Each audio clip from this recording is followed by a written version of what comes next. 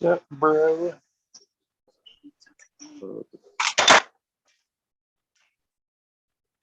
Damn. What? Straight up.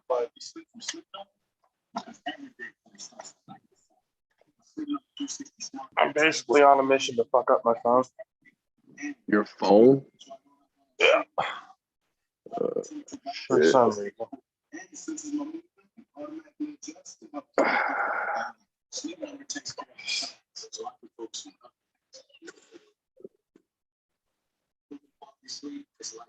I mean, you got to explain that. I was kind of waiting on the explanation. You just kind of trailed off of that one. Oh, I was trying to put the phone into the tripod thing, and it fell down. So I was just like, "Oh yeah, basically I'm on a mission to break my fucking phone, being an idiot, not knowing how to put it on a goddamn tripod." So, whatever.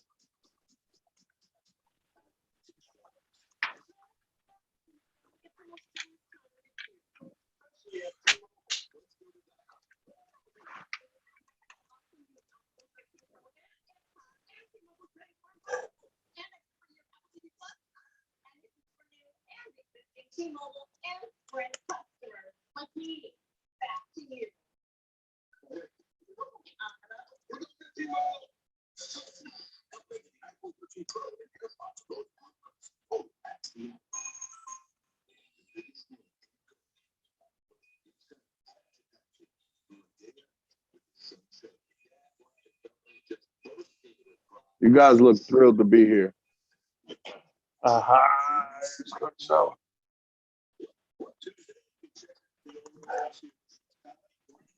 I can say one thing that me and Masters got in common. Both of our teams trailed off in the fourth quarter. And man, I don't know what happened. I was like, man, it's like, what is going on? what's up, How you coach? doing, Coach? What's up, Coach? He on mute.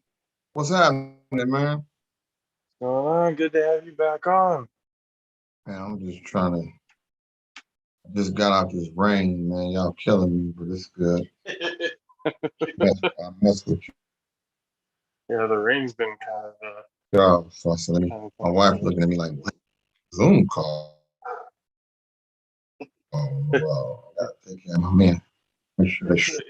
It's a big show today, and we're glad you were able to take at least some time out of your busy schedule. I know these last few weeks, travel-wise, has been pretty intense for you. So just literally being on. Yeah, just got home from the recruiting weekend. Rushed straight to y'all, man. So we're all good. Your old high school, your old stomping grounds, state title. Oh yeah, that's my brother, man. Mike Peters, my dog. Coached together. He was my OC back when I first started. He took it to a whole nother level. It's cool. Congratulations. So wait, they run gassers for every point that their opponent scores at the end of every game? Yeah, he on some old school. I saw that and I'm like, I'm okay. The kids bought into it. He don't go for the madness. He don't let them think that whatever they doing is can do more, you're gonna get it out. It's most important.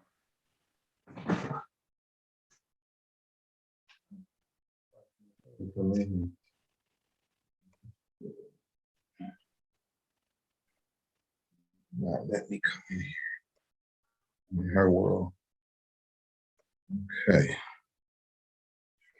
Straight. All right. All right. Whenever y'all ready. Hold on, let me get one thing. I'm gonna watch.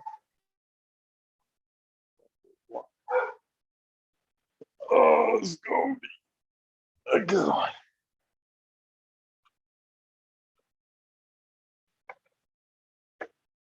So,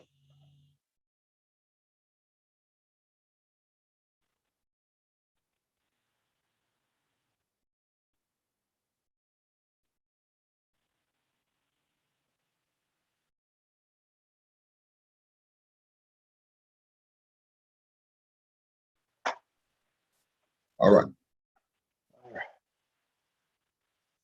let's go and do it in 5, 4, 3, 2. What is going on, ladies and gentlemen? Welcome. It is the milestone 100th episode of the All Pro JAFFO. Glad you guys can join us today on this lovely rainy Sunday that we have going on today. I'm your host, JP. Alongside me, as always, the best DJ in time, Mr. DJ Matt Six. What's going on, people?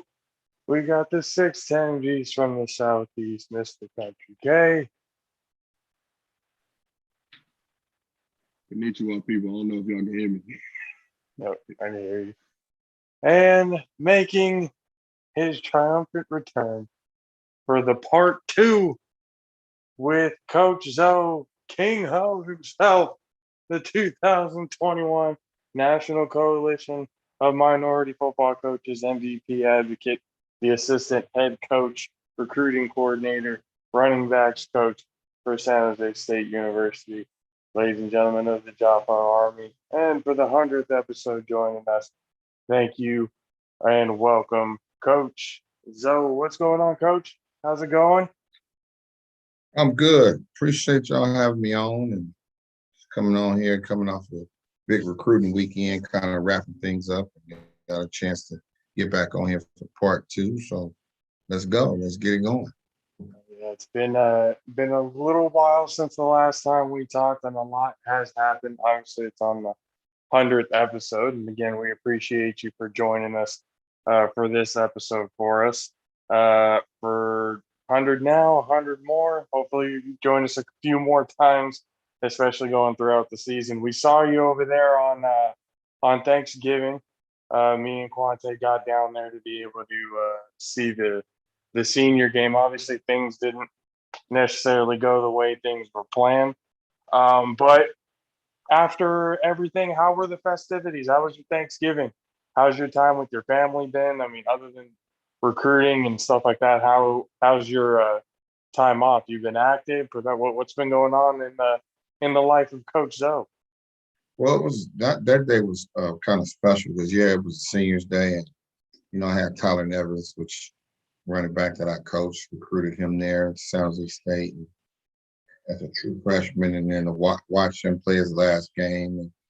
And he ended up leaving out as the 3rd time all-time rusher in the school history. And just to see him go through that journey, he's like a son to me. And most importantly, that was my birthday. So, Happy birthday! Double Happy late birthday and Thanksgiving, and my family was there. So it's just a lot. It was very emotional for me, but I got a chance to come home that night, spend time with my kids, and regardless of win, lose, or draw, your family is always going to be your family. Everybody was real positive, and just to have that kind of family support, you look forward to that, whether you win or you lose, you look forward to that. And that's one of the bittersweet things about us winning the championship a year ago when it was no fans. We won it, we won the championship, we won the Mountain West, we did all these things, and we were the home team. We didn't get to play it at home. We got to play it in Vegas. We didn't have no fans. Mhm. The first time in the history of the school winning a championship, we didn't get to share that full experience with them. And as well as the bowl, we went to a bowl game, but it wasn't the normal bowl festivities and stuff. So we really wanted to try to get that 6th win this year so we could let the players go out with a real bowl experience. But, the season had its ups and downs, and I look at it 2 ways.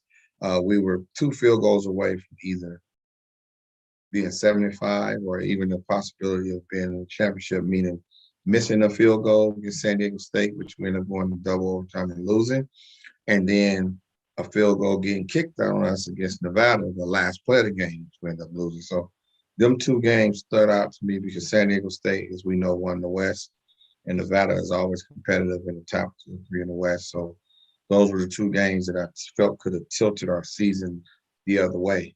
And it was a great experience. We just focused, gave those seniors that, last big hug and wished them well. And a lot of them going to graduate in the next couple of weeks with degrees in their hand. And some of them will go on to be professional athletes. Some of them will be professionals in their professional life as far as their career. With our Beyond Football program, they're already set up to be able to do things outside of football once they get their degree. So that part was that. And then we meet tomorrow, start talking about next year, get back to climbing that mountain and try to get back to the Mountain West Championship game for the next season. So the roads are ups and downs. Obviously, we had you last time during the highs of an undefeated season going into the bowl game. Now we have you. It's the lows of not going into the bowl game. So being able to see both sides of the perspective, but we got to be able to talk to Tyler a little bit after the game. I asked him a question of just to kind of reflect on his time and what's the future plans with him. And obviously he has his aspirations of going to the NFL, which I actually wanted to think. I do think he is an NFL caliber running back, and is him going into the NFL, how much of that process are you going to be helping him out with? I know you've been with him this entire run with him out in San Jose State. It's just, do you continue from there? Just, hey, I'm here the helping hand, or are you going to really be hands-on with trying to develop him to get into the next level? Well, Tyler, me and him, like I said, we're real close. In my past, prior to becoming a coach here, I did used to do a lot of personal training and being a track coach as well. So that is a part of something that I used to do. But I kind of try to stay out of that space and be more of a person they can come talk to, get advice from. I've already coached him, these 5 years, 4.5 years, because he's about to graduate in December.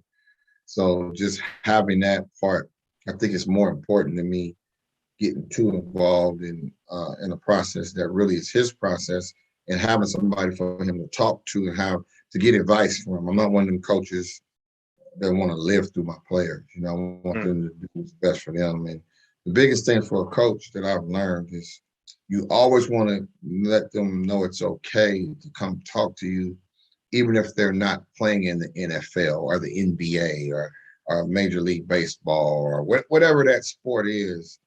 You want them to be able to feel that they've successful for just being a good person, just being who they are, and just be a professional in life. It's more important to me that he knows that same kid that I recruited that only had us in Portland State as offers coming out of high school, that he leaves there successful, established, one of the best running backs in the history of that football program with a college degree in his hand.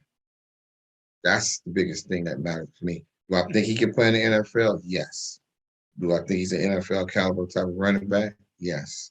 But that won't be the measuring stick for me. So I want to kind of stay in the background and kind of see if that's what he's going to do. If he asks my advice, I'll give it. He know how I feel about him. I love him. I try to love them all. I was just talking with him and Derek Deese. Those are the 2 that really bonded and connected to the most, because I watched their journey, I talked to Deese's dad yesterday. We was talking about that. And Derek and Tyler were like best of friends, And I just want to see both of them do well, and just know that I'm here for them to talk to. They need that advice, but as far as getting heavily involved with it, I won't be too heavily involved with it because I want to make sure I'm there for him as a friend, as an uncle, as a father figure, as a mentor, whatever that is. I'd rather play that, be in that space, because a lot of stuff comes at these guys. And sometimes they just need somebody to talk to. There's a lot of stress, a lot of pressure, a lot of expectation. You want to make sure that their mental health is together, making sure that they know they have those outlets. So I want to take that role. He's heard me fuss for 4.5 years. So it's time for me to kind of give him the outlet and be let him know that I'm proud of him as a young man. And I sat in his living room and to see his mother just have so much trust and confidence in me as a coach and as our program, I appreciate her. I appreciate him. And I think we're going to continue this He has set a high standard for running backs in our room. It's very, very high. And one of the things on my wall in my office, it says we have it as a running back group, we have to be the standard, not just for the offense, but for the entire football team. It's to be the standard on and off the football field. And he's one of the ones that was part of that, along with Dejon Packer, which now he's graduated and he's a San Jose police officer. So those two guys were two of the core guys that helped me develop that culture. And now you got to see Kyrie Robinson and Shamar Garrett, Kenyon Sims. See these guys keep that tradition going that Tyler Nevins has left the program. And I'm very excited about what he has coming for him in his future. Absolutely. Again, like talking to him afterwards, he really seemed like it was a very humbling experience, and it was an experience that he's going to remember and really take with him as something, that he learns from and develops to become a better person. And so for Tyler, I really do wish him the best. I really do think he can be a good running back in the league, whoever it is that ends up picking him up. He definitely seems like the type of guy that's hungry and that wants it. And he has a good drive about him. So good luck to Tyler. But going in at the end of it, everyone talks about, how much the highs are. But what on a senior night during a loss like that, what's the atmosphere like in the locker room, and how do you help keep basically keep everybody's heads up? Something like that is just, obviously everyone wants a different result and a better result. Yeah. But, how do you help, uplift during a low point in time like that? Well, a lot of that starts from the top. We have great leadership from my athletic director, from our president, to our head coach. They always preach how much they love and the Spartan family. When you have family, things don't always go right. Just because things don't go right, you don't get to push your family away. You don't get to disown your family. So when it's all said and done, it's still just a football game. It's still just a football game. We're there to educate young men. We're there to make sure they leave out better going out than they did coming in.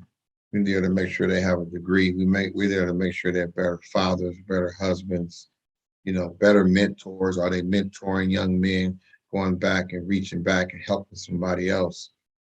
So Coach Brennan did a great job of addressing the football team right after. It was very emotional. It hurt. Guys were crying. It was pretty deep because they knew we were just so close, man. And it was like, we're such a better football team. And the lesson for the underclassmen we're not, that won't happen again. It's like they're already back at it. And there were some things that sometimes you take for granted.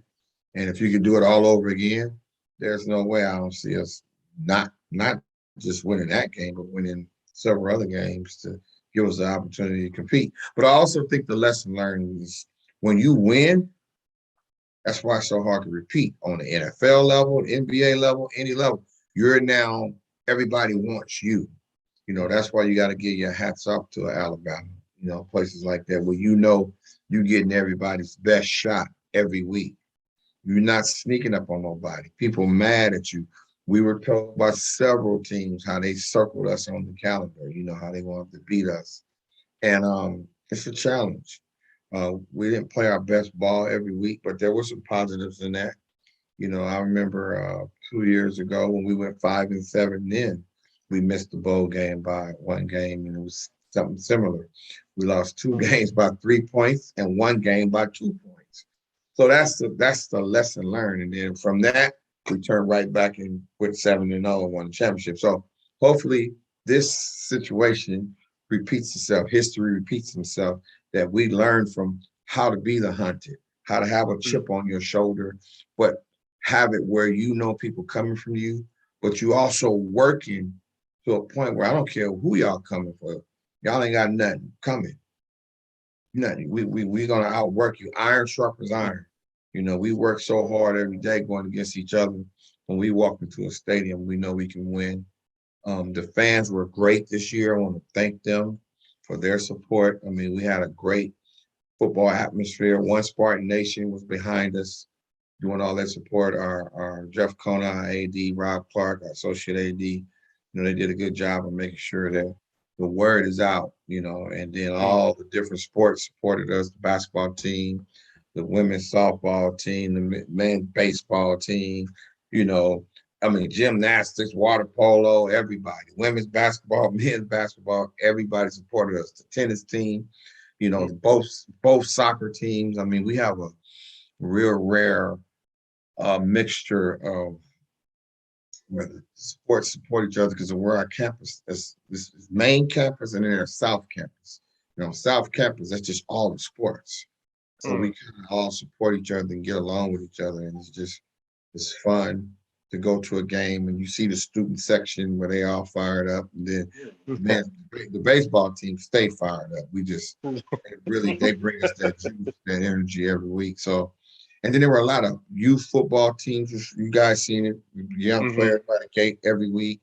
A lot of high school recruits, very visual. They were coming. So the environment has just changed, even though we didn't have the results we wanted, we were able to see the results in the stands where, you were getting 15, 20,000 fans in a game. And with them making the new facility on the other side, everything was on one side. Right. So you can really just feel that vibe. And then we've seen a lot of red. We've seen that Fresno. We've seen all of it. We got to go down there next year. We'll handle business. You always can return the favor. Yeah, it's always a rival. We beat them 2 years ago, and they got a chance to beat us. So we'll go back at it with a lot of respect for them. Congratulations to them. They did a good job of getting it done. And Coach DeBoer, he's up in Washington, and now Coach Teffert's back again. Somebody I have a lot of respect for. He'll keep that program going. So we just know that we're gonna get everybody's best shot, and we'll prepare that way. And Coach Brennan and the entire staff will have us ready to go. And that's what we look forward to. We won't make that mistake twice. Trust me, these guys are focused, locked in. And it definitely seems like a culture has been established there. One that I haven't seen in quite some time because again we were there for Thanksgiving. We were there on the field. We got to see it through the press box. Just the real energy of everybody being there and giving it their all to support the team.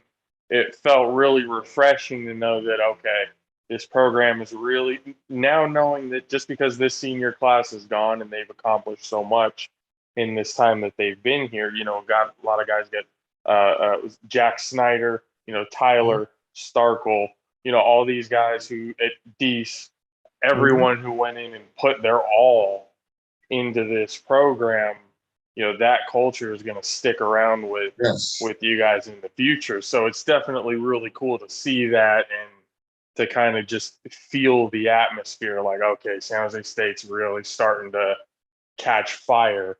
And even though the season again doesn't necessarily turn out the way you hoped, you still know that there's a lot of upside for this program.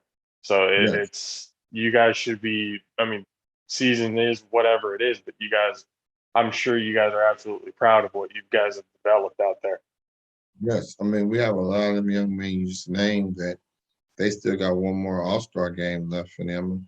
I was talking to Deese the other night at the senior banquet. He's playing in, he just got invited to the East West Shrine game. I know Stark was playing in the Hula Bowl. He got invited to that. I know Jack Snyder. I know he had an NFLPA invite, and then possibly an East West Shrine invite as well. So there's a few guys that will get drafted. There's 90, I want to say 100, but let me double check. I know 95% of them guys will either be walking in December or in May. It's a lot of our guys like Jack Snyder. He's almost done with his master's. He's in the master's program. So having that COVID year and that extra year allowed some guys to come back and start working on their masters, like Deese and Snyder and Kyle Hoppy, Trevor Robbins. All them guys were in their masters. They were working on a master's degree. So just to have that being part of the culture, even in my room, Brendan Manigo, he's an engineer major. Everybody always talk about how San Jose State's known for that. Well, the one engineer major on the whole football team was a running back, and he graduates in May with his engineer degree. So it's just when you get a chance to be around something and change it and flip it, because I've been there the full 5 years and I know what we walked into and I know what it is now. Sometimes we just laugh and we smile because it's different, man. You feel good about the players and the young men. And I just think, some things didn't go the way we wanted them to go. We let a couple of close ones get away and we're going to rebound from it. I told myself I would never. I was coaching high school and I would ask coaches, hey, how do you do this year? Oh, well, coach, had a missed field goal. We had a fumble here and we ended up losing. The score was 7-7. We lost 54-14. I'd be like, what? How the heck that? and then, give or take a game here and there. We should have been 9-2, but we end up 3-8. I'm like, oh man, mix 9-2, 3-8. How do you mix that? I understand that now. When I was a high school coach, I didn't get it. I can give you every quarter, every play, every turnover, every situation that led to a sequence of things where the game flipped. It's not like basketball when, somebody go on a 20-point run, a 10-point run, you call timeout and sit down and talk about it. Football is different. You're going to get 3 timeouts a half, so you want to save them. So a turnover here and there can flip a whole game. Look at the Nevada game. They had the #1 offense in the Mountain West, one of the top offenses in the country. They only scored 13 points on offense. But they scored the other 2 touchdowns on turnovers from their we gave up. So you look at a close game, we played real good, but we gave up 2 turnovers, a pick 6, and a fumble recovery for a touchdown. That's the difference in that game, and they still only won by a field goal. So those are the type of things that we will hold with us and kind of look back at and say, okay, San Diego State, Nevada, okay, they got us. But the games where we just didn't play our best, Fresno was one, Colorado State, those are games. Utah State, we was up. We up in that game, doing fine. And next it's 10-0. And next thing you know, a turnover here, a turnover there. That game goes the other way. You look at the final score. Yeah, man, we was up. Now I'm one of them coaches. Yeah, man, we was up. It was 10-0. And then, we had this. And what was the final score, coach? Oh, 40-something or something. So if you didn't watch that the game, shift. yeah, if you don't watch the game, you're like, man, y'all got your head beat off. It's like, nah, man, we was in that, man. We was winning. We were winning that game. Yeah. And we had some high school recruits come in, and they were saying how, I'm going to share this with high school players and coaches that are listening. They were just talking about how long, because the game was the state championship, how you had those TV timeouts. And they were like, yeah, man, that game was long. It's 3.5 hours. I said, well, welcome to our world. An average college football game was 3.5. And playing the Nevada, it was 4 hours and 10 minutes. So it's a lot TV timeouts. If you're throwing the ball a lot, I mean, the clock is stopping, momentum changes, turnovers, all that stuff, injury Yeah. timeouts. So there's a lot that go into a college football game. That's not your typical 2.5 hour high school game. No. Right. And then the length of the season. You're playing a 12 game, hopefully, knock on wood, 13 game because you got a bowl. Mm. You're playing all the way to the end of December, maybe January. So every game is your state championship football game, high school, or whatever your hardest game is. Imagine that every week. And that's how college football is. So we just got to bounce back. We'll be fine. So when you're talking about the high school recruits, we talked a little bit off before the show. Your old stomping grounds at McClemens, they won a state title. We've seen a lot of the NorCal schools were winning the state titles and stuff like that. But then you're looking at the recruiting process of high school. Like, you guys are going up and down the state, north, south, from the tip all the way to the border throughout the country. I'm sure it's just nonstop. How much time and travel does it usually take from that time that you guys at the end of the senior game to this point in time now? What's the travel schedule like? How do you guys cover the ground? Or how do you guys decide what coaches go where? That kind of stuff. Well, it's a lot that goes into that. I don't want to expose too much of my recipe because you got people listening. It's funny because I'm gonna say it. We'll offer a kid and to get on social media, and I tell the kid, hey, next week you're gonna have 2 or 3 more offers. And they're like, how you know, coach? Because they're looking at my page. Trust me, yeah. And then a week later, the kid have 2, 3 more offers. Coach, you said that was gonna happen. Yeah, I know. We do a good job of evaluating our players and making sure we picking the right guys. But the overall, you got a lot that goes into that because you have normally myself, I'm a recruit coordinator, and I'll get with our director player personnel, Anthony Jones, and we'll kind of figure out the schedule of where the coaches. You get 10 coaches that get to go out on the road. Your 10 coaches, your 10 full-time coaches get to go out on the road. And then you have Coach Brennan, the head coach. He can only go to a school. He gets one shot at that, in December. So he only go out once. So we kind of try to schedule and map it out to the guys that you either, you have committed or you need to go see. And some of them is games or some of them is home visits or whatever, or school visits. So you kind of just map through where you need to go. And you're right, without having a spring eval because of COVID, this last 2-3 weeks was, it was rough, man. We was out. We went out on the bye week, then we went out these last 2 weeks. Then we had official visits these last 2 weekends. And, whether it be a junior college player or a high school player, you just want to make sure you do your due diligence and know everything about the young man and his family. Where is he from? How is he academically? And most importantly, how does he deal with adversity? How does he handle situations when things are tough? Because you walking into it, you used it earlier, a good culture. You want to keep that culture. You want to invite nothing negative to that space that's going to take you back or not be accepted by your peers. Because a player-led team is what you want. Coaches, we just kind of oversee it. So we just want to make sure we go out there and get good players that fit what we want to do. Last year we had to climb the mountain mantra. And now we got to keep climbing. We got to get back. Now we got to change it again to get back on top of the mountain. I don't know. I don't get to make that. Coach Brennan come up with something. But now I'm gonna say, hey, let's get back on top of the mountain. So we gotta get in that mindset. And as coaches, we go out and try to find young men that want that. That want to wear a championship ring, that want to host a game at our own stadium and be able to hold the Mountain West Championship game because it goes to the home field, goes to the team with the best record, which in our case last year would have been us, but we was in Vegas on the road. With this year, we didn't make it at all. So it's tough.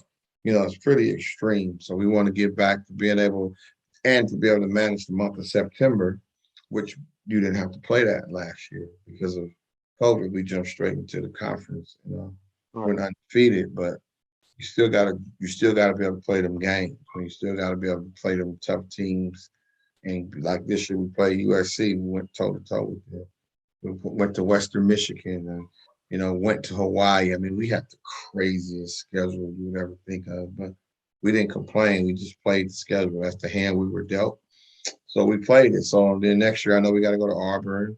Um, we got to go to, we play at home against Portland State. Now, no, we go to Auburn.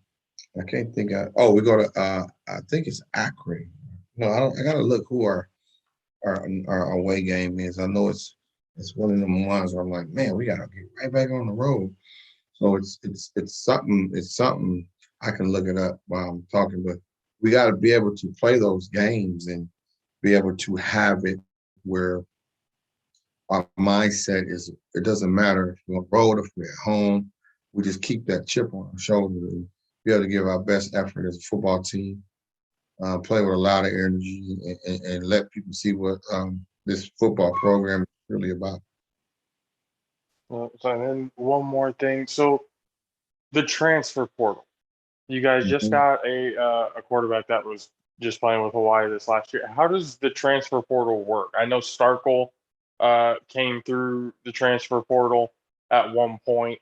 How does that whole situation work? Like, what's I guess, the recruiting process? I mean, obviously, without giving too much of what you guys do, Mhm. but what what's the whole process? Is it different than you would handle a high school athlete coming out, or is it kind of the same type of ideal? You just kind of meet with the Um, guy and see what happens.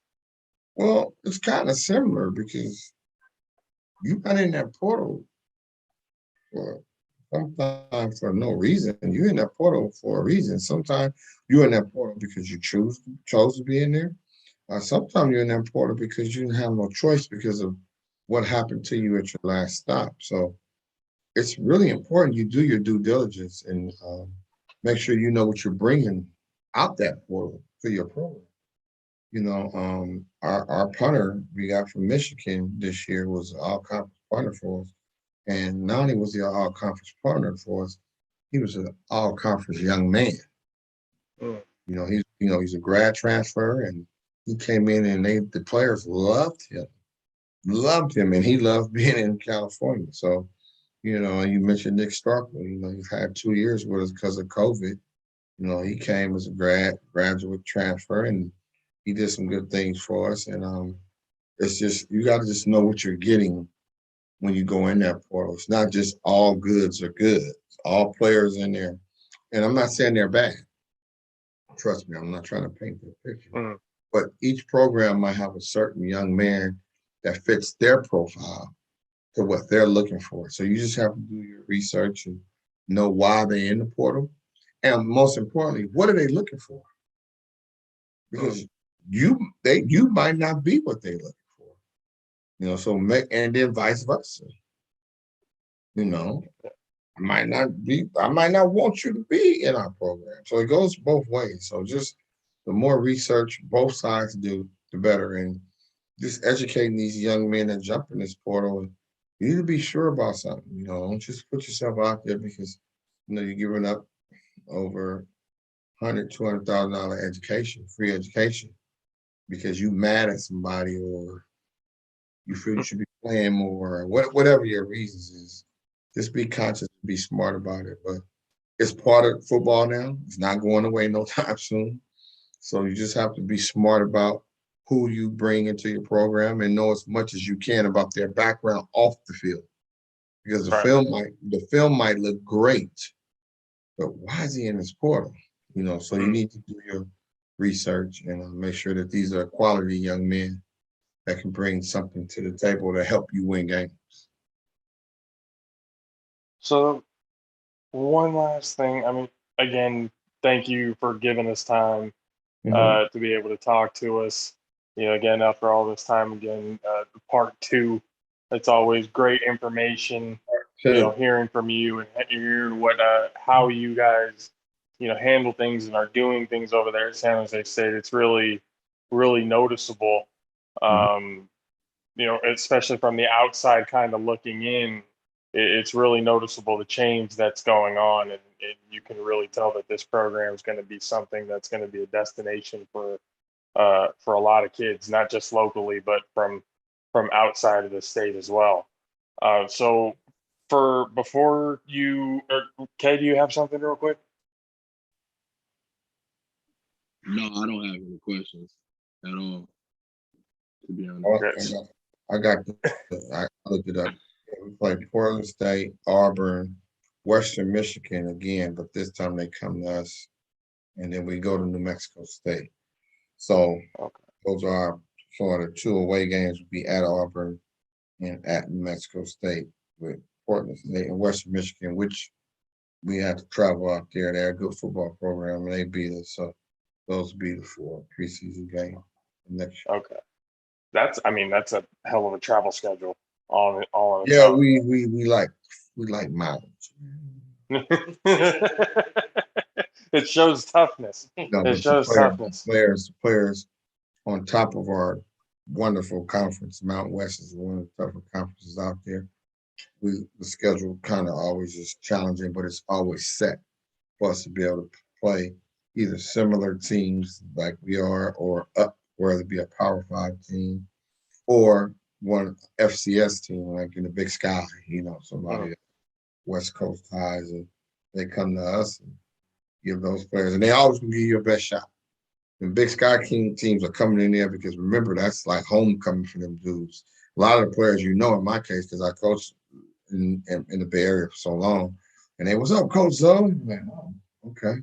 And sometimes they be looking at you like, "Yeah, you didn't recruit me, so we about to put it on y'all." They have their best game, So that's my point. You get everybody's best shot. Everybody. Right. Not getting and coming in there ready, so you better be ready to play. So, Absolutely. Well, Coach, again, thank you so much for hanging out with us on the 100th episode.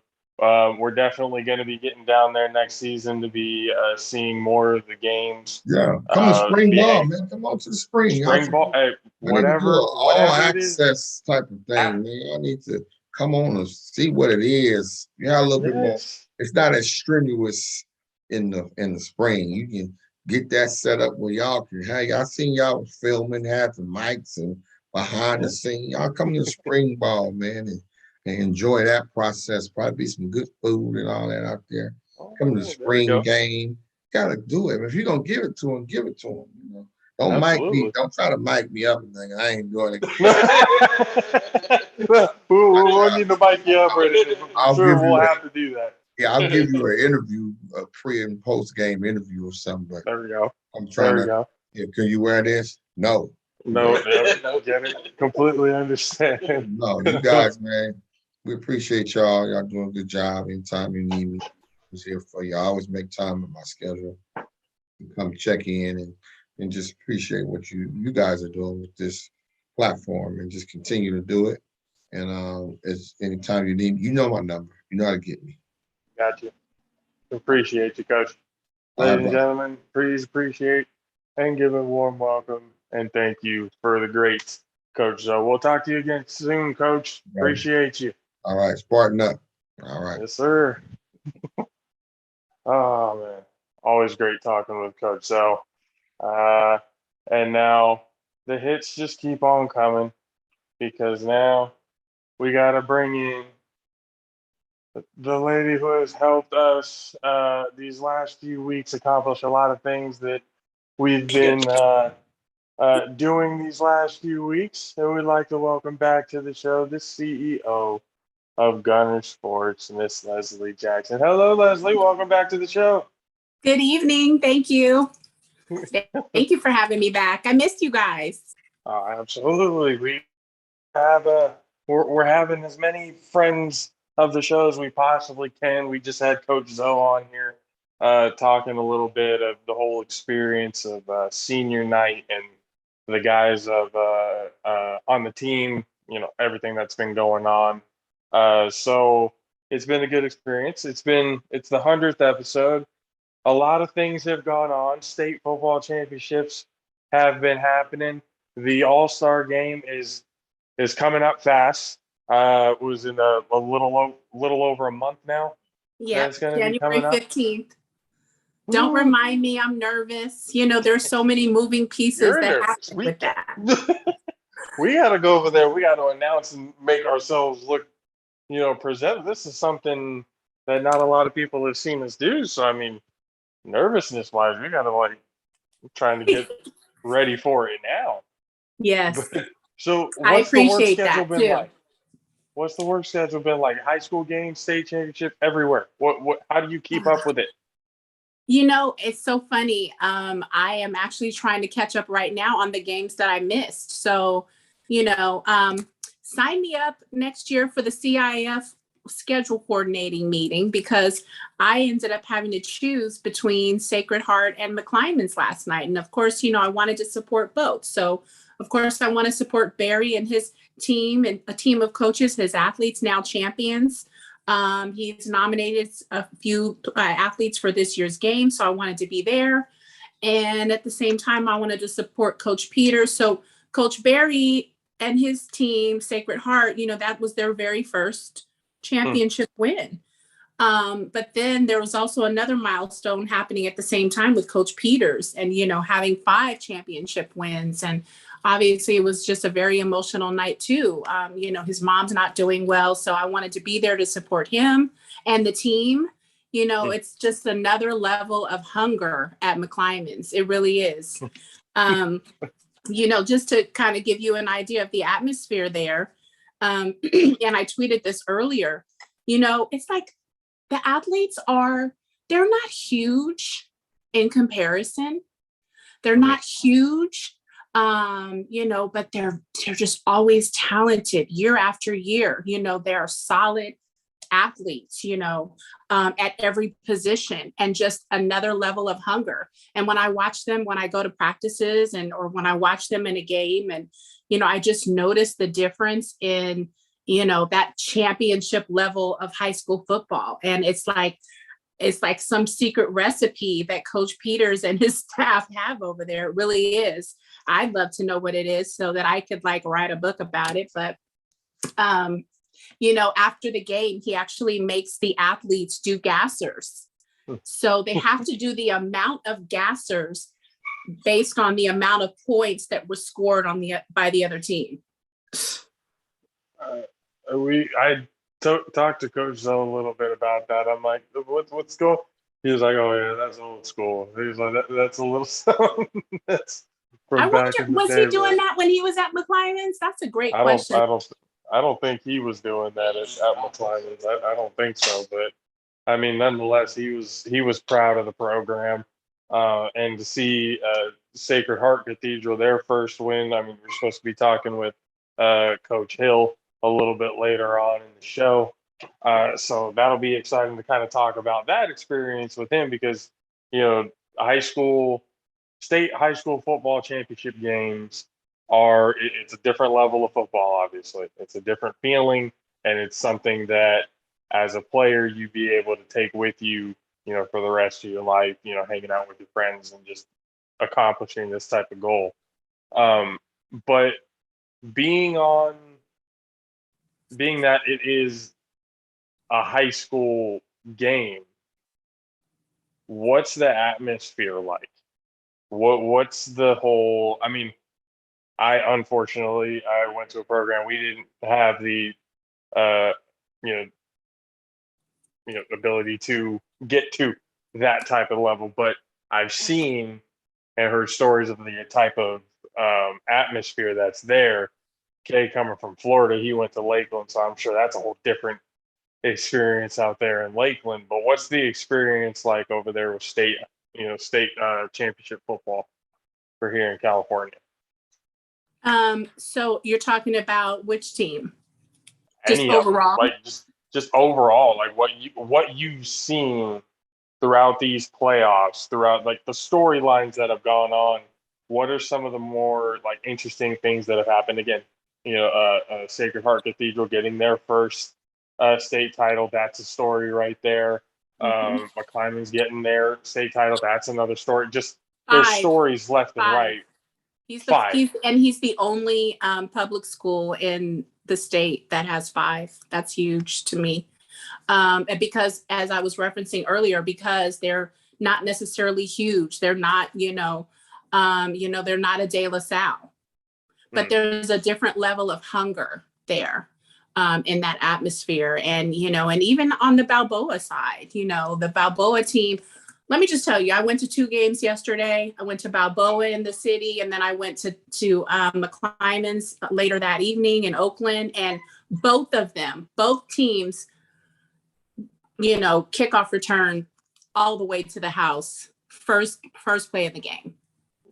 And to me, it was like a different level of hunger. It was, Fred Velasquez, Balboa Buccaneers, that was their first time winning, and they wanted it. And McClymonds, obviously, they wanted their 5th ring as a team. They wanted it to do it together. They wanted it to do it for Coach Peters. And there was just a different level of hunger in the air. And both coaches basically said, make an impact. I always listen in. I'm blessed to be able to be on the sidelines. I listen in to what they tell their athletes before the game. And both coaches said, make an impact from the start, do it early. And that's what they did, and it feels amazing. I was just texting somebody earlier. Oh, they were talking about Texas football and the difference between Texas championship games. And apparently their games are coming up this weekend in Dallas at the Dallas Stadium.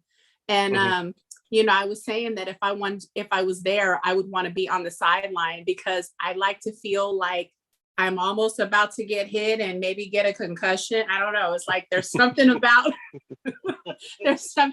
being that close and hearing what the players are talking about, hearing the coaches making their adjustments, hearing the other team. There's something about being that close to the action. So yeah, championship level, and you got to let them play. It was playoff football even prior to this weekend. So you just definitely can feel the difference once you get to that level. We had talked about on Twitter, when you put the video up of the opening kickoff for the touchdown, it was like definitely a way to set the tempo. It's like reminiscent of Devin Hester with the Bears taking on the Colts back in the Super Bowl, on that rainy Super Bowl Sunday. Like, that's definitely a way that you make sure that the other team realizes it's going to be a long day and you better be able to put up a fight. Yeah. So, and both teams were able to do that. It's like there's a difference between setting the tone and being able to like maintain that consistency through the game. And yeah, they did it. They did it all. And I was impressed. And I'm sure that I'm not done watching the Sacred Heart game, but actually it was kind of the opposite. We obviously know that they won. I'm still in the 4th quarter watching it, but in the beginning, they really had a struggle. They did. They didn't, dominate from the beginning. They came back. Well, it was a good matchup, but they definitely started dominating more the second half, in my opinion. You can definitely feel the atmosphere and the hunger of these kids, because again, a lot of them have aspirations to get to the next level, and when you win a state title, obviously that brings more eyes to your team and everything like that. So what next step? Obviously the All-Star game is coming up in January 15th. The Bay Area Cali Classic's coming up. We have the pleasure of being able to be a part of that, to kind of see how that's run and how that's done. What is normally at this point the next step? Are you guys getting more recommendations to get kids in there? What's the process right now? We're kind of full right now. At the moment, we're just kind of finalizing everything. As now that the championships are done, there were a couple injuries that happened during playoffs. So, we have to address those, maybe fill a new spot. But for the most part, we are finalizing the rosters now. We're preparing for practices, which will start in January, the week of the 5th. And, that's an interesting time, because we've got the practices that start, and then we've got the college coaches convention that happens in San Antonio, which we all go to. The coaches, including myself, I attend, and it's a great opportunity for me to network and talk about the athletes.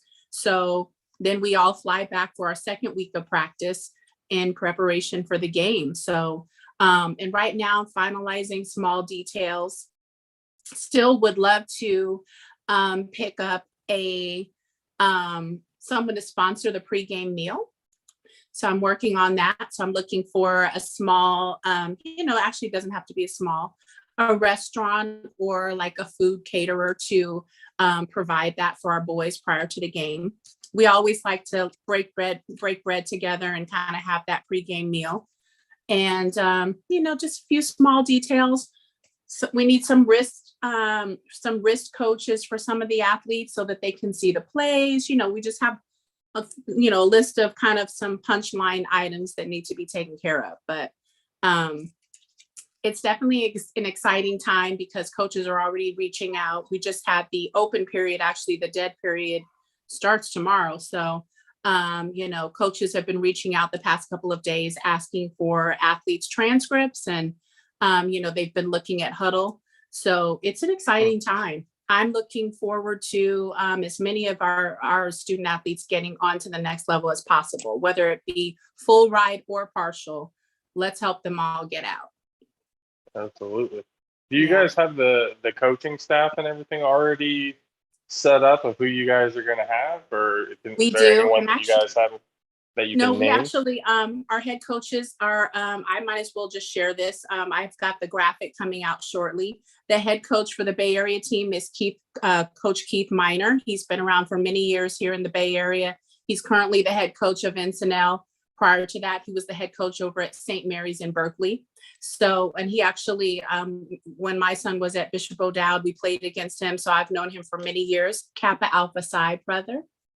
And then on the other side of the ball in the Valley, Coach Booker Guyton will be the head coach again for the Valley team.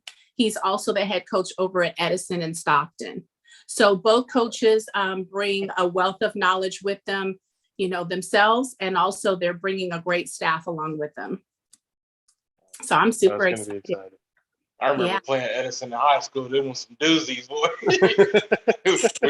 we was running to get back to the bus. Like, that game was over. You on the bus and out of there. I don't know if they got better, but yeah, it was bad. They were good back rough. then? Nah, it was just rough. Like, they was throwing rocks at the bus, like trying to fight the team. And it was bad back then, yeah. I was like, oh, man. So they finally took it off the schedule. They was like, nope. Was it a rivalry game or? It was just one of them games. They finally just took it off the schedule. Yeah, it was always bad going down to Edison. Oh man. Well, I can tell you that Coach Booker was definitely not the coach because he wouldn't have been having any of that. Yeah. But okay, that's good to know. Yeah, they definitely, they have some boys in the Valley, that's for sure. Oh yeah, yep. I was seeing some of the pictures and everything of the kids you guys got. It. Who's from the Valley? I forgot what the high school was, but there's these two offensive linemen. It's from Thomas Downey. They're huge. Yeah, huge. Big boys.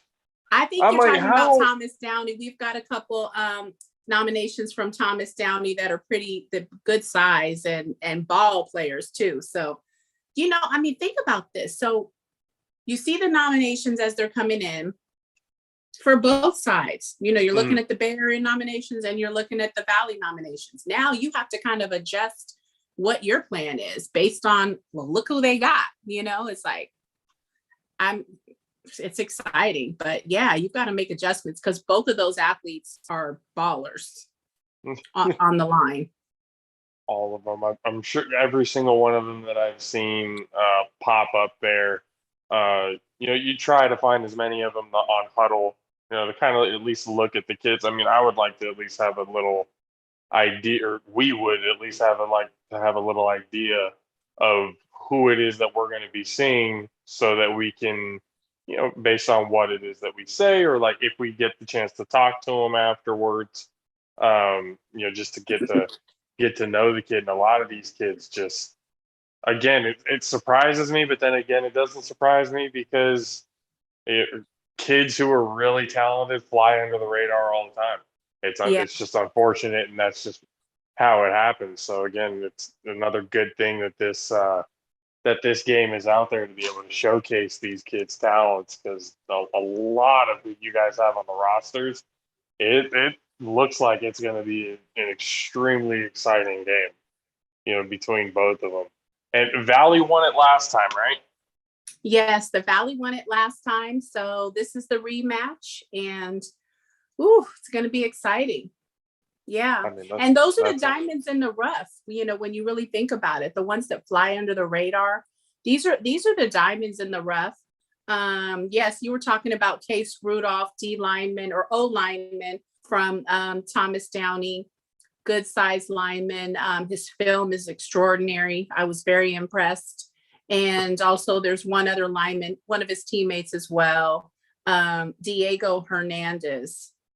Yeah. So we've got the Bay Area, I'm impartial, obviously. But the Bay Area, they gotta look at those commitments and make the necessary adjustments. So I'm excited for you guys though, because yes, you will get an opportunity to meet the athletes after, during the game, prior to the game, after the game, all of the above. You'll definitely have the roster so that, we can look at those names together and phonetically figure it out. And, I'd even like to do some interviews after. I've got several media outlets coming. Like I mentioned to you kind of offline, I want to set up like a little media booth for that to happen afterwards. So for sure. Yeah. Get Just the kids as much experience. exposure as possible. Absolutely. And you know what? It's an opportunity for them to practice their interviewing. I did an interview yesterday. I interviewed Fred. Say that again. So it definitely helps us too, just to be able to get more of the experience to talk to, not just to talk to the future of the game, but just to polish our own skills for that, the next game that we'll be able to talk to. Like we talked to Coach Zoe, and we told him next year when the season comes around, we're definitely going to want to be at more games, especially spring ball. He mentioned to get down there for that. So that's going to be exciting. It's just getting more experience. And again, we thank you because, I mean, the last time we talked to you, all of this stuff happened, in a little bit of a let. It's like, oh crap. Okay, we got to prepare for this now. We got to prepare for this. It's just you could have been at the Cal game with us. Yeah. We could have, but we couldn't. It's just well, listen, honestly, Josh, there's a reason why. And I mentioned this to you in a text, like everything happens for a reason. There's a reason you and I connected and you invited me on the show that time. And, I hadn't heard anything about JAFFO. So other than, of course, I reached out to Zoe and asked him about it. But prior to that, I knew nothing. And I feel like that was just God's intervention. So I'm supposed to now reach back and help you with, that and connecting with San Jose State and Cal. And there will be more, once the season starts up again. And yeah, I do agree with you. It's an opportunity to polish up your skills and, because something big is coming for you guys. I don't know what it is, but, go ahead and practice on little old, our stuff, our local stuff. It's definitely something that we feel that something's coming too, whether it happens this next year when the football season comes around, or, I mean, again, we want to be more well-rounded. We don't want to just be, football oriented. We'd like to do some basketball games. We'd like to go do, other things, kind of branch out and expand the horizons. But every little bit helps. Every little stepping stone that it may be a long journey. It's the 100th episode. It took us a little while to get here, but we're here and we're at a spot now to where we can capitalize. So it's an exciting time right now, and we got a lot of things for the future that we're looking forward to. That it's just things are kind of lining up right now, and we're excited for it. Can't wait to is your sport? What sport do you two prefer? I mean, mostly we've been doing football. Yeah, most of football. I'm more into like the basketball. Like I watch football, but I'm more like basketball oriented. So We got to get more into NBA stuff. That's for sure, especially Interesting. when the off season comes around. For football, Okay, we well, at definitely least you gotta guys get can kind of tag team because Josh, I know you're into football like me, and I mean, you know, and now you can tag team and you can like do the basketball side, and then you know, and then Yeah, of you course can there's do- always college too. yeah. Yeah, I was about to say, I'm like, we can maybe talking with Mr. Fan with Lawrence. I'm just gonna call him Mr. Fan. I don't care what he tells me to call him. He's Lawrence. It's fine. No, you're Mr. Fan. That all the respect in the world for that guy. Like just being able to talk to him, I feel like maybe we can find a way to cover more stuff like the college basketball or something like that for them. You know, the women's team, the men's team, whichever, you know, it may be. It's just being able to develop those relationships because, again, you know, it's one of those things we build together, we grow together. That's just how it is. We're all at one spot. We all want to get here. Why not help each other out? And it just makes everybody feel that much better once everybody makes it. So it's definitely an exciting time and something that we're excited to see where it takes us because now it's the end of the college football season, or pretty much the end of the college football season.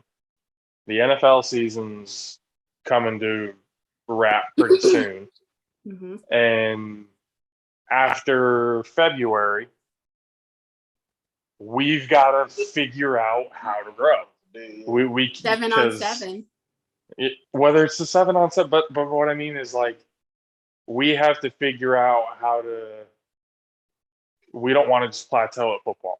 We just don't want to we just want to keep growing. Whether that's getting more coverage in basketball, which again, that's something we've talked about and want to do. That's something that we feel could be, especially with as many games as in the NBA season. You know, just to cover that time, and with things and people that we've talked to and know, that would be very interesting to be able to cover those types of games and stuff. So it's just once we get towards the end of football season, it's kind of that, all right, where do we go from here?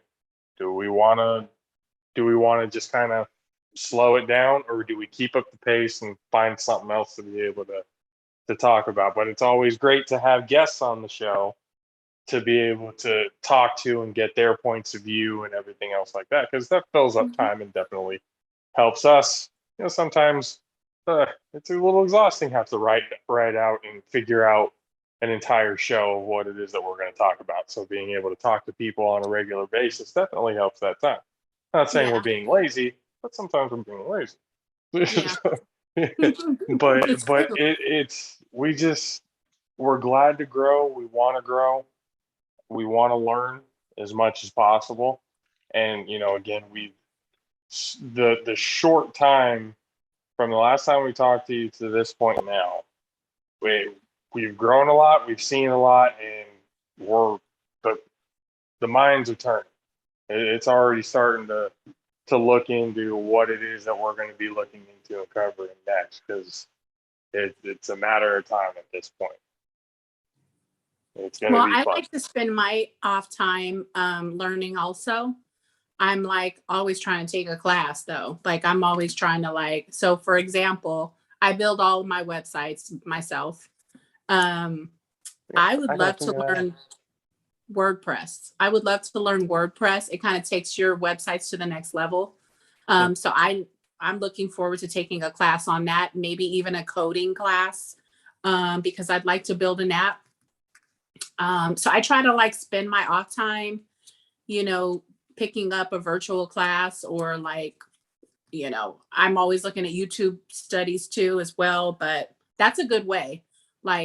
You know, polishing up on, you know, whatever it is that you need. Maybe I feel like you guys could use some interns, you know, just some interns there are always interns that want to help with this kind of stuff. Especially my alma mater, my undergrad I did at San Francisco State, the Becca program. So the broadcasting program there. And they have interns that as part of their projects, they need to help an organization like you, and maybe someone to help you with like programming, like special features and things like that. That's I need to hook up with some interns too, so that's on my list, and that's why I'm mentioning it as well. That's the kind of stuff I like to do. Yeah, because I need there's polishing only on my interviewing skills, because I interviewed Coach Fred yesterday, and I was so nervous, but I said, Leslie, just do it because you got to practice. And I was so nervous and I fumbled. It was the stupidest thing. I was kind of rambling, but it was a good experience for me, because I said to myself, okay, next time. I even interviewed a few of the athletes after the game. And my takeaway is, number one, you need to know what position they play before you interview them. Like in the interview, I'm like, tell me what position you play again. Because, they're playing both sides of the ball, but that's something that I should have already known. I should have also known the phonetic pronunciation of their names in advance, even if I have like a little card or like a cheat sheet. Also, a couple other like, random things that I could like throw in there. So I was really nervous, and, I still posted it, but it's an opportunity to grow, and you kind of, you have to practice makes perfect, right? So you just do it. And I'm so excited that you guys are joining us, because in January, because I know that it's not something that you've ever done, but it's experience. You know what I mean? And you can get your name out there. And by the way, let's connect later, because I do want to make a banner for you guys. So I'm going to need like your official artwork. But yeah, it's an opportunity for you to get exposure. Oh man. So that's what I mean. It's just like it's all coming together. Yes, and you even need like your mic. Little details. I know, it's like I get crazy about little square box things. Yeah, they're called mic flags. Yeah, they're called mic flags. And I bought a couple for myself too. Mic flags, and you have to kind of do that now, because it takes a couple weeks for them to complete your artwork and everything, but it just helps take things to the next level. So when you're interviewing someone and that mic is right there in the camera, might as well have your artwork on it. It makes things official. Yeah, true. They're only like maybe $40 each, $45. Yeah, not too they're not expensive. expensive. Yeah. That's not. Looking at it right now. That's. See if we can. We got this. I missed the section. Y'all start talking about basketball. Oh yeah. I don't want to like completely backpedal, but y'all blazed through that so quickly. And I'm like, what's going on with the basketball? Because yeah, like, my whole basketball history and everything. Well, I would definitely have to brush up on basketball history. I would definitely. No, I mean, as far as like me playing basketball, my basketball history, like my personal basketball history, like playing AAU, state, national, high school basketball, 26-2, Florida, played pro and ball out here. Like I've played a lot of basketball, so I was asking what happened. Well, you're 6'10". I would be actually surprised if you didn't play basketball at any point in your lifetime. How tall is he? 6'10". Shut up. I'm gonna need you to stand up. Show us. Right. I mean, on the computer camera, that really is not gonna give it a full effect. I'm gonna just tilt it back and you can be like, all right, I guess.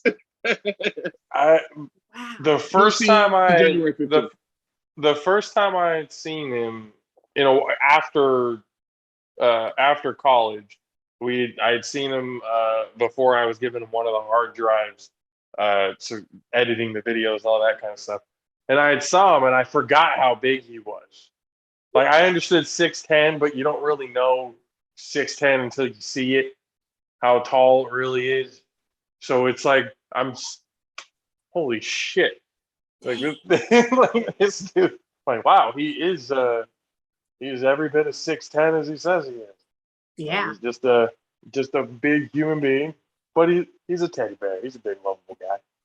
He's a big Well, I lovable thought guy. I was tall. He's towering over me. Sheesh. Towering over pretty much everybody. I could see him clearly from the press box while he was on the field when we were in San Jose State. Just clearly the red hat. Just that there's a 6 foot, 7 foot drop from the bleachers down to the field, but you still see him clear as day. There's no hiding him. But it's okay though. Have you all figured out how to, so since that game, San Jose State, that was a tough game and they lost. So it's like, how do you discuss? Yeah, I still haven't mastered being able to have a conversation with the losing coach. I haven't. So we. So I mean, no, seriously, it's like you're trying to be compassionate. And, at the same time, it's like, it's like, and then there's certain things you don't want to ask. It's like, I don't want to make it seem like I'm laughing at the question. It was a guy that asked this question before Josh, and he literally asked every question that you shouldn't ask a coach. Before Josh went, every single question you shouldn't ask a coach. I'm looking at it from a different point of view. I'm a former football player. I know how it feels to get your ass handed to you on either a senior night or a homecoming night or a whatever big game rivalry or whatever it is. I understand that feeling. So seeing that, it's kind of one of those read the room moments. And that's how you see a lot of, nowadays where you're looking at athletes that look at these reporters like, really, that's the question that was it Micah Hyde and Jordan Poyer of the Bills, just the other day, we're like, really, that's your question? Like, are we embarrassed about our defense? Tell me. Like, what are some of the questions that people asked that day that you should never ask? I mean, they had one for Nick and Starkle. He's the quarterback. Obviously, the quarterback gets the flack of pretty much everything. But I don't know exactly word for word what he's saying, but essentially paraphrasing, saying that, oh yeah, you guys weren't able to get it done. You guys weren't able to do this or that. Like, why couldn't it work out? What was it? But just really. And I'm looking at him, and you look at these guys, you look at these athletes, you look at Nick and Harmon and Nevins and even Coach Brennan. I mean, obviously he's the head coach. He has to deal with tough questions all the time. So he's definitely got to have some thick skin, going to it. And I get that there's a time and place for tough questions, especially for what, certain situations. But for these types of situations, I looked at it in a more sympathetic type of way, to where I wanted to kind of be like, we understand it didn't work out the way you thought it would. But like, trying to get their mind off at what's next, just kind of reminisce, talk about the good times or whatever it is, to kind of help you get through this process, because it is a tough one. For a lot of these guys, it might have been their last game that they'll ever play.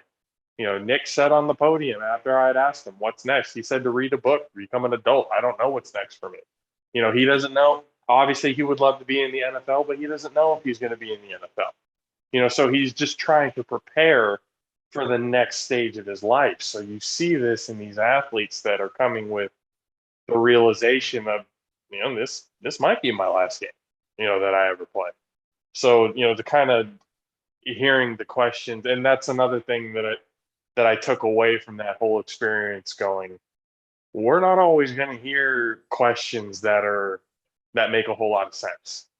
You're going to hear a lot of questions that, either are very obvious, they kind of answer themselves.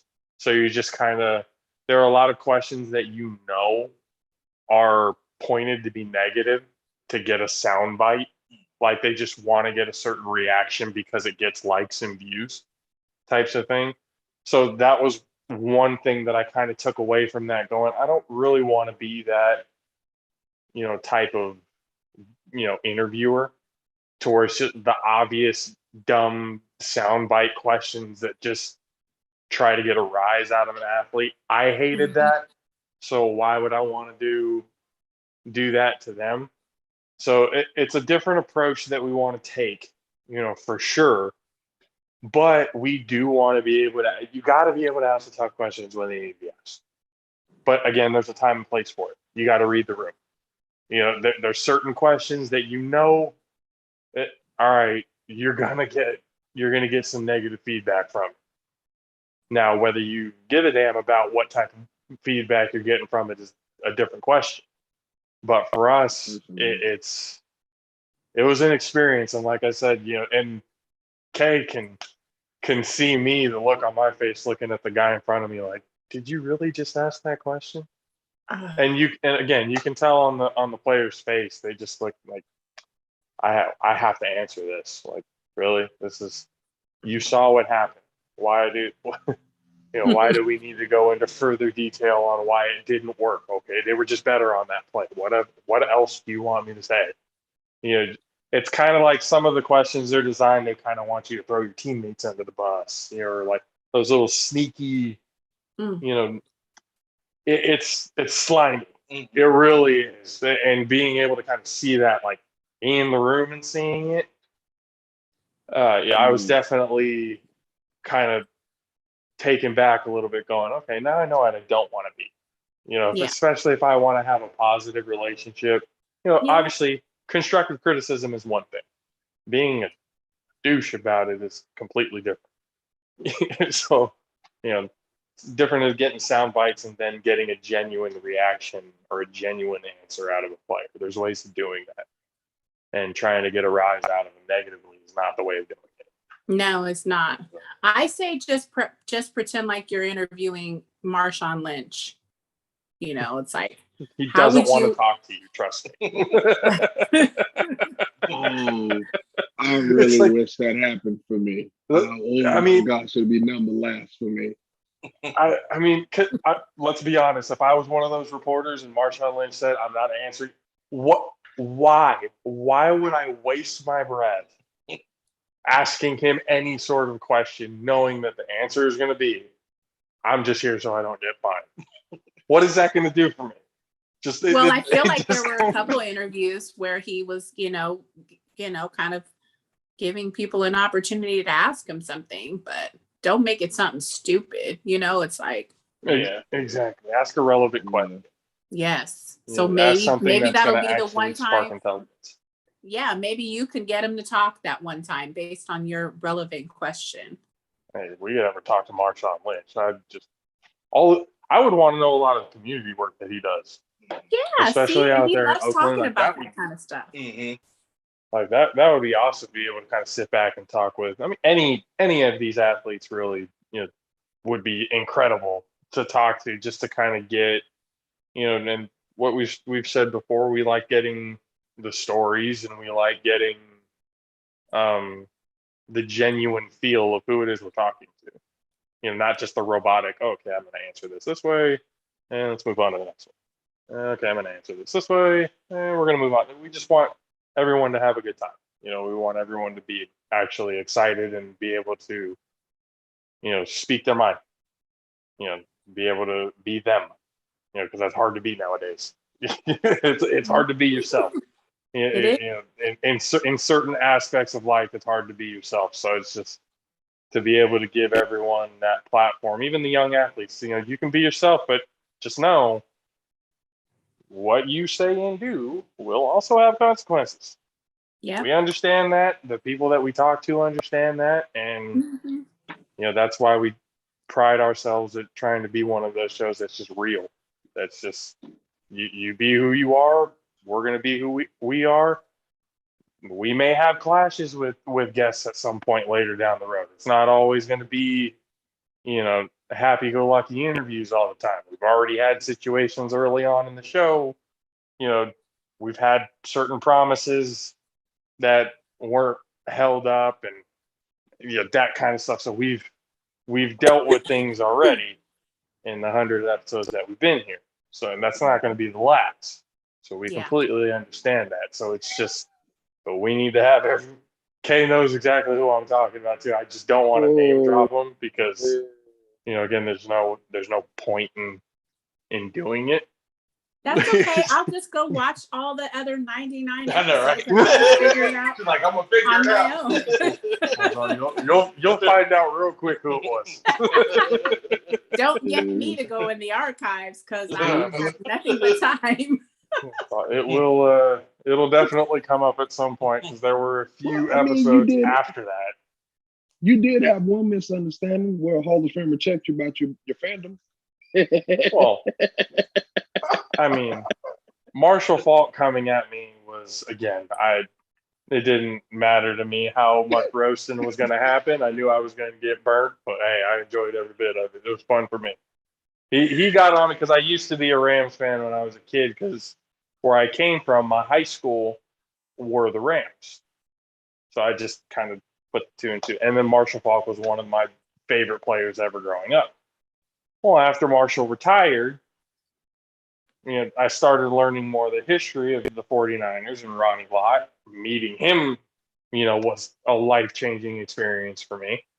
And so I just kind of fell in love with the 49ers. And he sound like a bandwagon fan to me. I know. But when I jumped did, on. we Hold were up. not good. We were not good when I jumped on. I just want to make that we're talking Tim Rattay, long. Oh my God. Oh yeah, the I number remember, one pick, not he getting had this Aaron one Rodgers. game.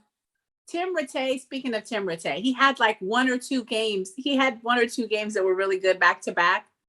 And I had created this chant that said, "We're gonna be okay with Tim Rattay. We're gonna be okay." And then he sucked all over again. We were not okay. We were not okay with Tim Rattay at all. So there's I became a fan at a time where it wasn't really great to be a fan. So I kind of pride myself a little. I didn't jump on a bandwagon because they were winning.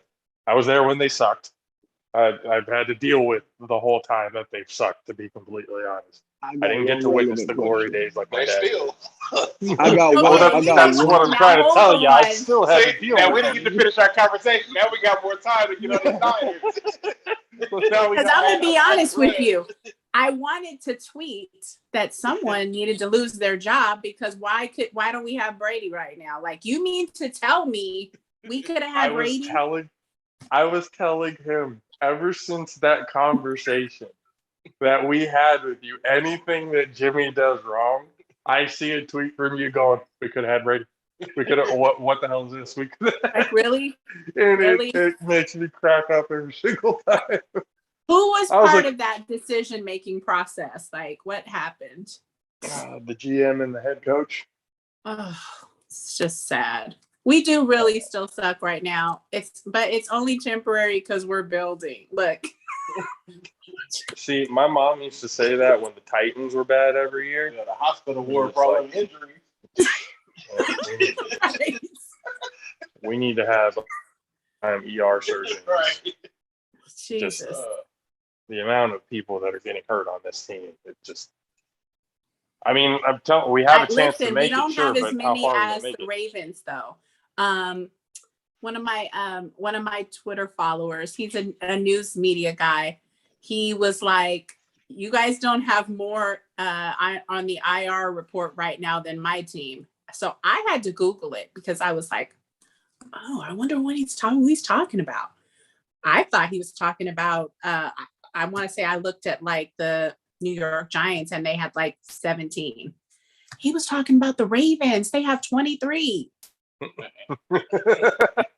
So 23. Yeah. We're the not entire that bad. defense. Well, not as bad as last year. We had like 36 last year. It was more than half of our team last year. This year, it's about a quarter of our team. Most of them all on the DB side. Like our secondary is beat to hell right now. They sucked anyway. They sucked anyway. It don't matter. They can go 1, 2, 3, 4. They can go 99, 98, 97, 96, and they still suck. It don't matter what they drink. It's still We're still garbage time. rebuilding. We're still rebuilding. Who do you like, Spider-Man? I'm a Tampa Bay fan. I'm from Florida. I'm the Yeah, Florida see, resident. that look like? Oh, the one that has Brady. Yep, yeah. See, you're the Right. smart guys. So are Yeah. you Tampa Bay now that you have Brady and Gronk, or I'm were from you Tampa Florida. Bay before? Oh, I'm from Florida. I'm from talking about Lakeland, this other- Florida. I'm from Central Florida. I'm from 30 minutes from Tampa. wow. Okay. Yeah, so I grew up a Bucks fan. I went to punt, pass, kick in Raymond James Stadium. Wow. Yeah, like I've been a Tampa fan since I was a kid. Yeah, he's Okay. legit. We So we I had went- to I we had was- to do the background checks. The He's Warren legit. Sapp, the Warren Sapp days when I was growing up and stuff like that. Doggone, oh man, we had a whole slew of bad quarterbacks. We won the Super Bowl, our first one with a bad quarterback, but Brad, he was trash. So yeah, I'm happy for these Brady days. He's had to deal with a lot. I'm very He's boastful cherishing nowadays. what he has right now. Very much so, because we just had 10 years before Brady with two bad quarterbacks, and Jameis Winston for 5 years and Josh Freeman for 5 years. And Josh Freeman been out the league, and Jameis Winston, he almost gone too. So I'm Well, I telling thought you, Josh Freeman was on the Jets right now. Wasn't he on the Jets? I don't even know. Josh Freeman last team he was on was the Giants, if I'm not mistaken, before Danny Dimes got drafted. He was behind Eli. Everywhere. Yeah, But bro, yeah, I'm telling you. it's just Hmm. we need to get to a point now that we're going to Niner games, and we were talking about it before, and it kind of it again, it's another thing that sparks up an idea because we went to this San Jose State Fresno State rivalry game. We want to be able to at some point get to or cover as many of the different rivalry games as there is in college football. You know, whether it's Michigan, Ohio State, Texas, Oklahoma. Was it USC, UCLA? Is that still a thing with them? You know, the inner city, Oregon State, Stanford, Cal, USC, Cal. You know, all the different rivalries The Apple and stuff Cup, like that. Wazoo and Washington. The Army Navy game would be pretty interesting to go see. For Kay, I know watching Florida State and Miami would be a good game to go to, even though he would be doing nothing with us. He would be completely focused into the game. But just going to those different types of outlets and doing that would be an interesting thing to do. It just sparks up the amount of ideas that could happen later on. But So that Pac-12 championship game, it moves around every year. It's in a different, because I was wondering, I liked when they had it at Levi's Stadium. I was Why'd about to say move they it didn't again? have it at Levi this year, did they? No, it was in Vegas. It's probably because still the COVID protocols here in California are still a little stricter, especially compared to Vegas. They pretty much do whatever they want out there in Vegas. You know, so Okay. they're having a lot of things, and plus it's an indoor stadium, so you can do a lot. Especially when it comes to like championship games, when it comes to controlling the weather. Like if it's a really bad weather day, you know, it's still going to be nice for your fans and stuff like that to be able to enjoy indoors. So I can see why that was a choice for them. A brand new stadium, indoors. You know, when Levi was just built, they were getting everything. Yeah. You know, they were getting everything under the sun. Every single type of sporting event. Mm-hmm. Yeah. But that does make sense because, you know, it doesn't matter what the weather is. You know, if it's 100 degrees like it is most of the time in Vegas, I'm sure it's like all nice and chill inside that stadium, probably some special temperature control. And then if it's freezing, you know, you can still be indoors. If it's raining, it's nice. Must be nice. We could have built our stadium very differently, more football oriented, but no, we wanted to be Who's in charge of that, Josh? Because I don't know on the who list is too. Jed. At the end of the day, Jed York has the final say in what happens with this team. He is the owner of the team. He is the final say of what happens. The stadium design. If he doesn't have final say, then we need to figure out who the hell does. Because It's whoever's kind of making a- these decisions. just as an objective person here, because I don't like y'all team at all. But it's kind of a good thing that he made the stadium outdoors because of COVID. You're able to get more fans in there, and you have a rodeo that comes every year, and that money can come through your facility.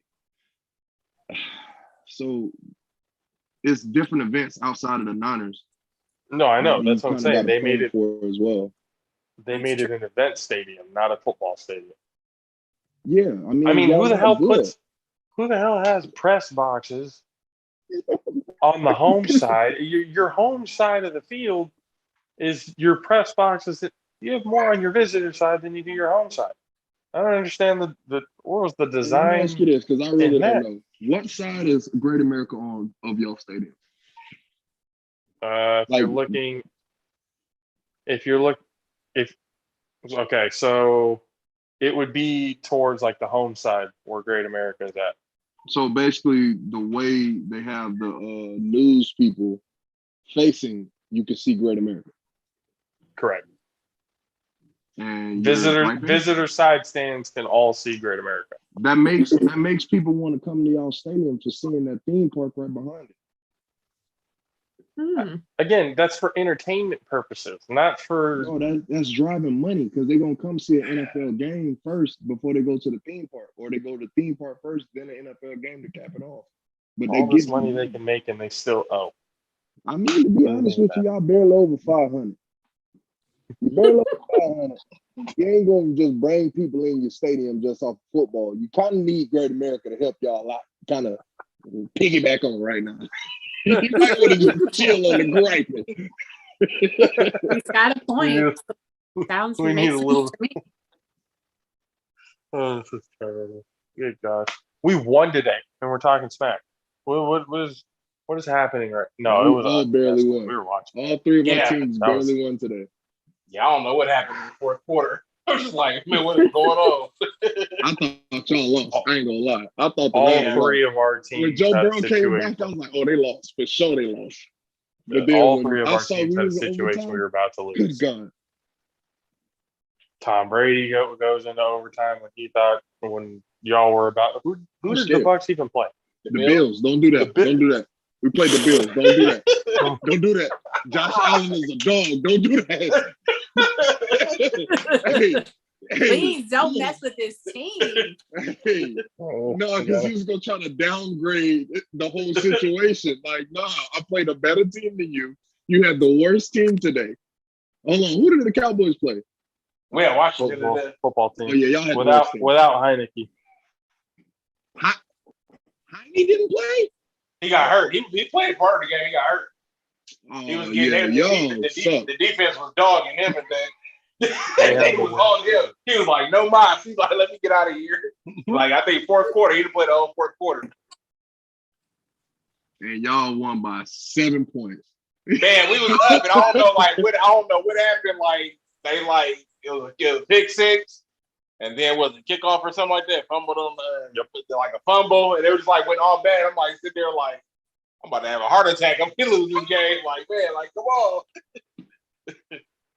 Oh my goodness gracious! But again, Leslie, thank you for hanging out with us again for the 100th episode. It means a lot to us that you came in, gave us your time, come and hang out with us, talk some more football, talk about the future with the All-Star game and everything else like that. I mean, from us at least, we do want to thank you for all that you've done for us, and we can't wait for more things to come. You guys got anything else? Yeah, we go. Oh, thank you for being here. Thank you for coming. Thank you guys. Congratulations on this 100th episode. This is a big deal. Like you guys are doing your thing. Congratulations. And I love, you mentioned that you guys are real and I love your informal setting. I love that you guys are just chilling. You know, you don't turn it into an office corporate environment. It feels comfortable. Thank you. Thanks for having me. Oh, last thing. Don't forget to congratulate Coach Carr because he is on the Valley staff this year. Coach Jabari? Yep. Oh man. Yep. He's on the staff. Now now it's making it difficult for us to be unbiased throughout this whole thing. You know, No, it makes it you difficult. got to you. get a good interview because this is his first time being on an all-star team staff, and it's like it's exciting. Plus, he's got like 5 athletes in the game from Mountain House. Like, you've got to get a good interview. He's definitely a coach, at least somebody that that I've known. I mean, I played against him and known him and his brother, and his brother was a groomsman at my wedding. Yeah, so I've known them for quite some time. So really to see his progression on what he's done with that program and how he's progressed as a coach and as an individual, it's really really awesome to see good friends do great things. So we'll definitely get to talk to him more often, and we'll talk to you more often, Coach Zoe, everybody else. More people to come in the future, and we're gonna keep these relationships going. We were supposed to have Eric Penn, Okay. but the time difference for him, because he's in Vietnam, so his time zone difference might be a little off with us right now. Okay. But at the 8:00 point, we're supposed to be talking with Coach Mike Hill. Yes. Hi, Sacred Coach. Heart He's a good guy. I'm So we'll be able excited. to Congratulate him for me, okay? He's a champion now, along with his team. And then we'll get to get the story behind all that, how the whole adventure and everything, how they got there to that point, because I'm sure that's a hell of a story all in itself. But again, Leslie, thank you. We will talk to you again soon. We'll hope on again soon, and I appreciate you again for being on here with us. Thank you. Okay. Thank you, guys. Have a good night.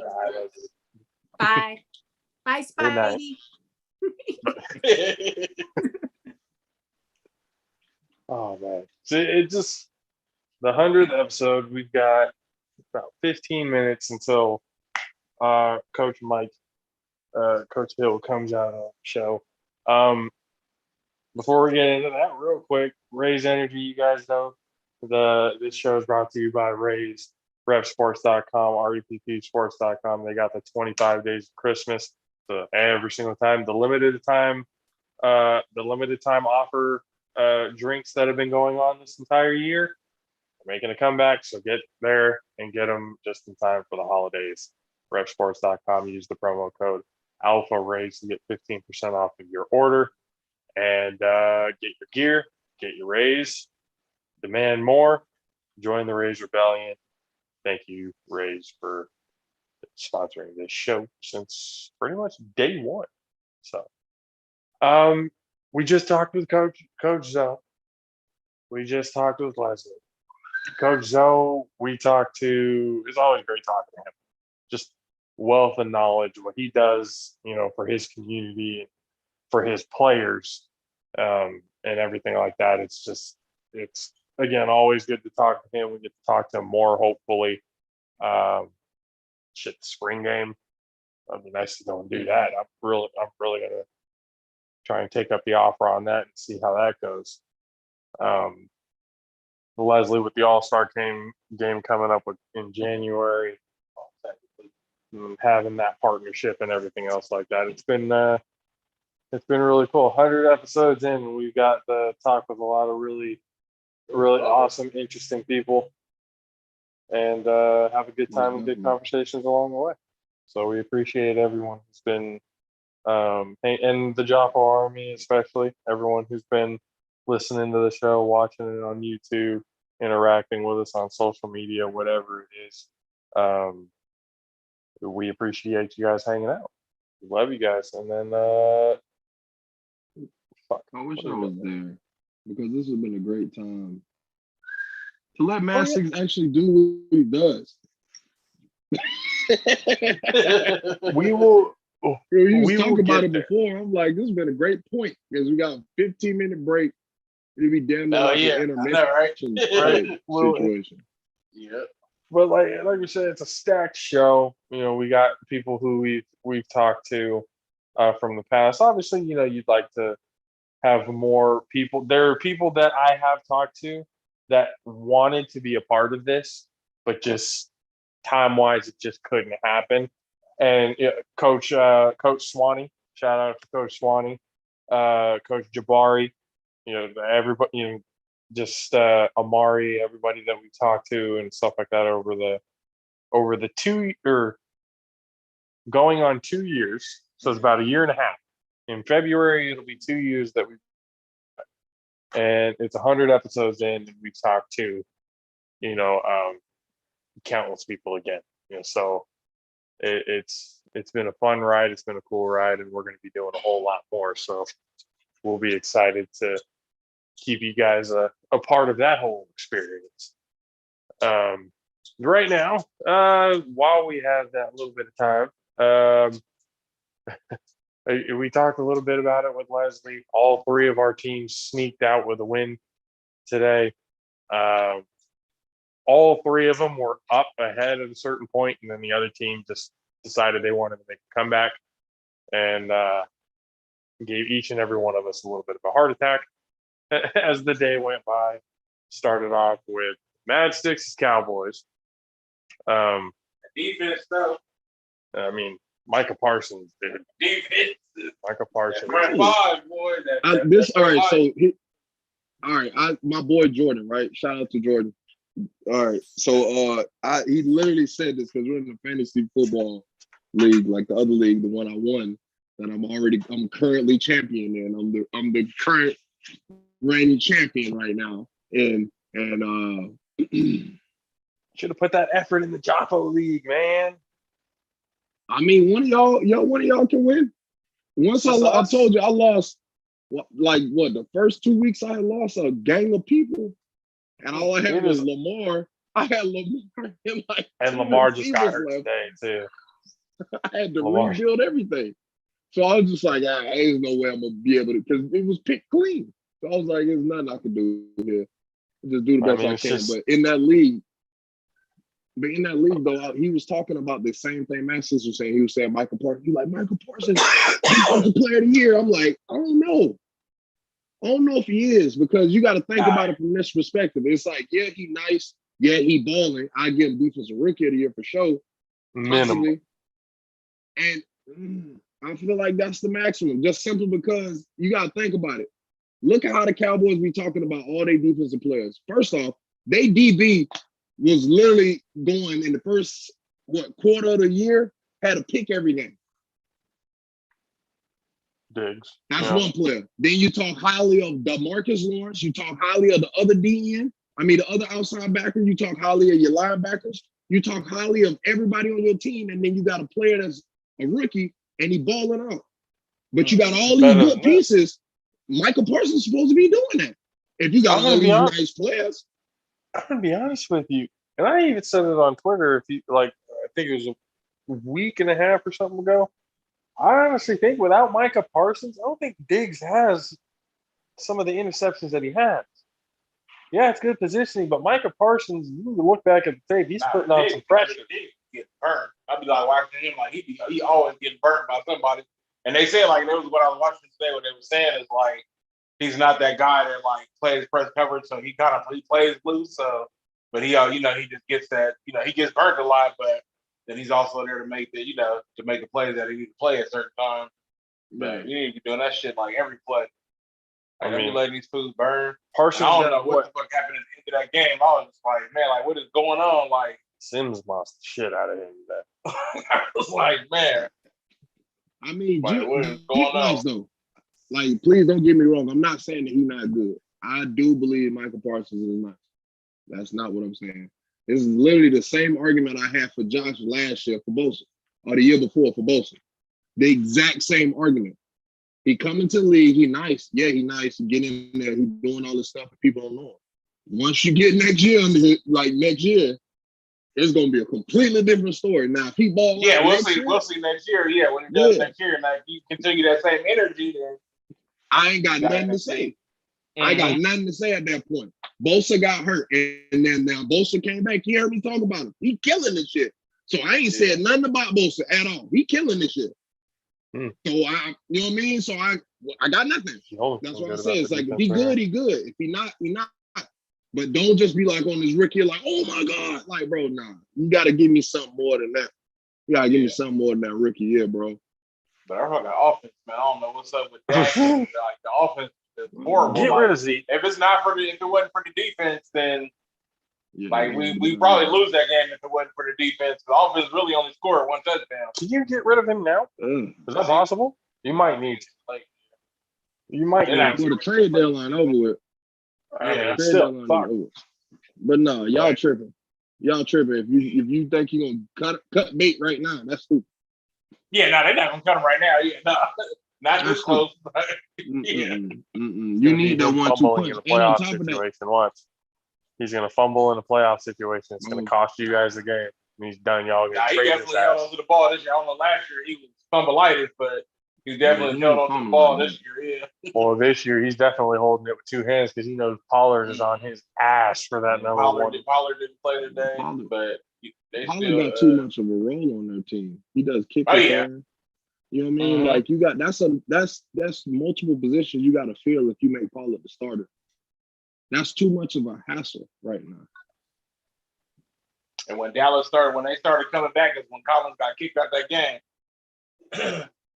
For because it wasn't a legal hit on Dak, but it was kind of like right there on the sideline. Like he shouldn't have. It was very close. That's when went out there and started fighting, and then got ejected from the game, and then that's when all they woes started happening. I was like, man, like come on, like this is. But nonetheless, My boy Butterfingers. What My is boy Zach? Collins. we got the W nonetheless. What is Zeke? My boy rushing Collins got the total? twos and Is fuse. he even close to 100 yards? He's not even close to 1,000 yards. Nah, not this year. Nah. He's not even at 5, is he? He's not even at 500. Nah, he probably over 5. He probably over 5. Not very close. I don't know. He I don't probably know. over I don't 5. He think probably got Zeke like has 600. broken 100 at all this year. I mean, I 80 don't and think 80 he has. stack up, bro. Pollard is Right. 60 and 60 Pollard and has had 40 more. stack up now, I'll tell you. Pollard has had more 100-yard games than he has, but I mean, one is more. If Zeke got 0, don't make it seem like Pollard just got a bunch. I think Pollard got 2. 810. 810? See, I know. How? Man, look, Yeah, 185 attempts, 810, 8 touchdowns. He broke 100 yards one time. Twice. Twice. 143, 110, and then this one he Forgot been the hurt. Carolina like, game. whole stretch. the Carolina This game whole we went stretch off. he's been hurt. Yeah. Uh, So then he been dealing with that knee injury ever since. I think it was after the Giants game when they played New England is when he got that knee injury, mm. and so. See? So y'all, you see him talking about you should get rid of him. See, look, you can't listen to no Niner fan. They don't know what to do at the running back position. Fucking clueless right now. He's still pissing me off. He needs to be running 100 every game. Zeke. Yep. I mean, Well, that's what you guys paid him for? You get that big ass line. You should be running behind Collins. You should be running for 100 every game. And on top of that, dude, how much y'all paying him a year? I mean, Top 3 running back paid, right? Dak just got $75 million, didn't he? Who? Y'all overpaid.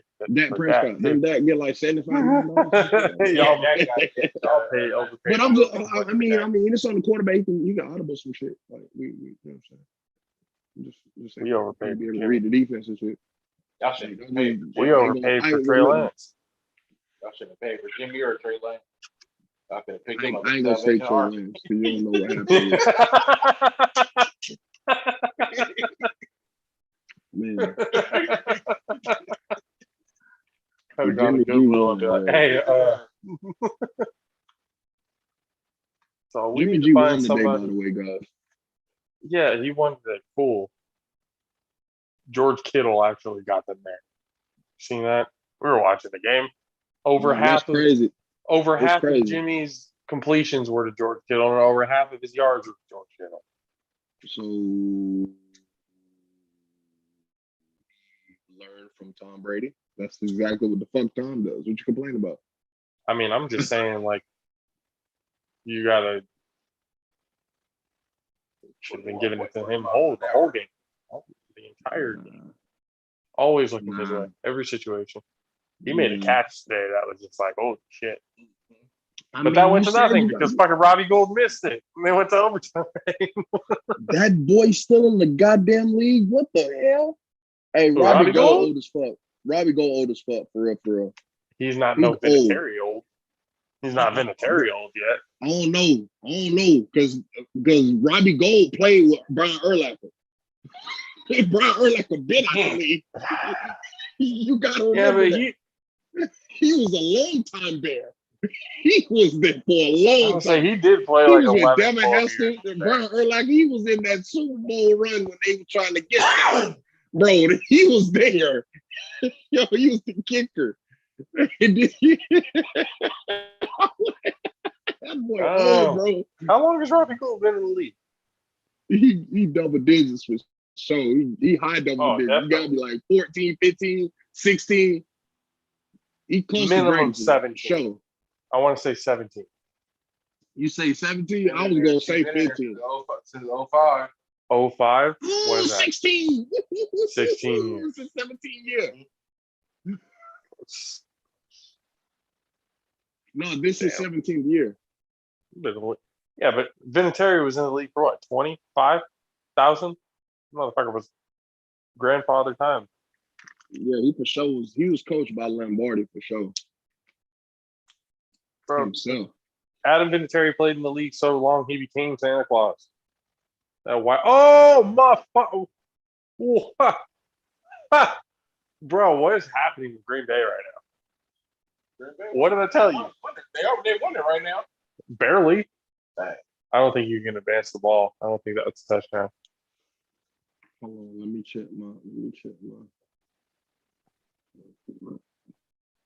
Use Scanlon and get some passing yards. I don't care. Oh my god. I think you should be able to advance a muff punt. Oh, fuck. Oh god. You treat it like a fumble and you can advance it. I ain't gonna lie. I made a very bad decision. Oh, there's a flag on the kicking team anyway. Doesn't even matter. In fantasy, I didn't start Dallas's defense, and it hurts. Bro, my projection I don't know why. I don't know 40. why you talking shit. I'll tell you, their defense was hot today. They gave Heineke a problem. Heineke found Like the whole game. They gave him. They ran that everybody healthy, so everybody played today, so they ran that front five. That hit him right in the face. And they was on him. Like they was on him until finally he got hurt. I mean, him and another player, he got hurt, and the other player was carted off the field at the same time. The center got carted off the field. They were both down. Oh man, I got 22 points. I should have started. I forgot to start Justin Tucker. That's what killed me. Justin Tucker and the Cowboys defense, bro. I had Cowboys the Kansas defense City had 22. defense. Yeah, because we had Kansas City defense at 26. They played well. They played the Raiders. Oh yeah, the Raiders. They don't let them boys. Yeah.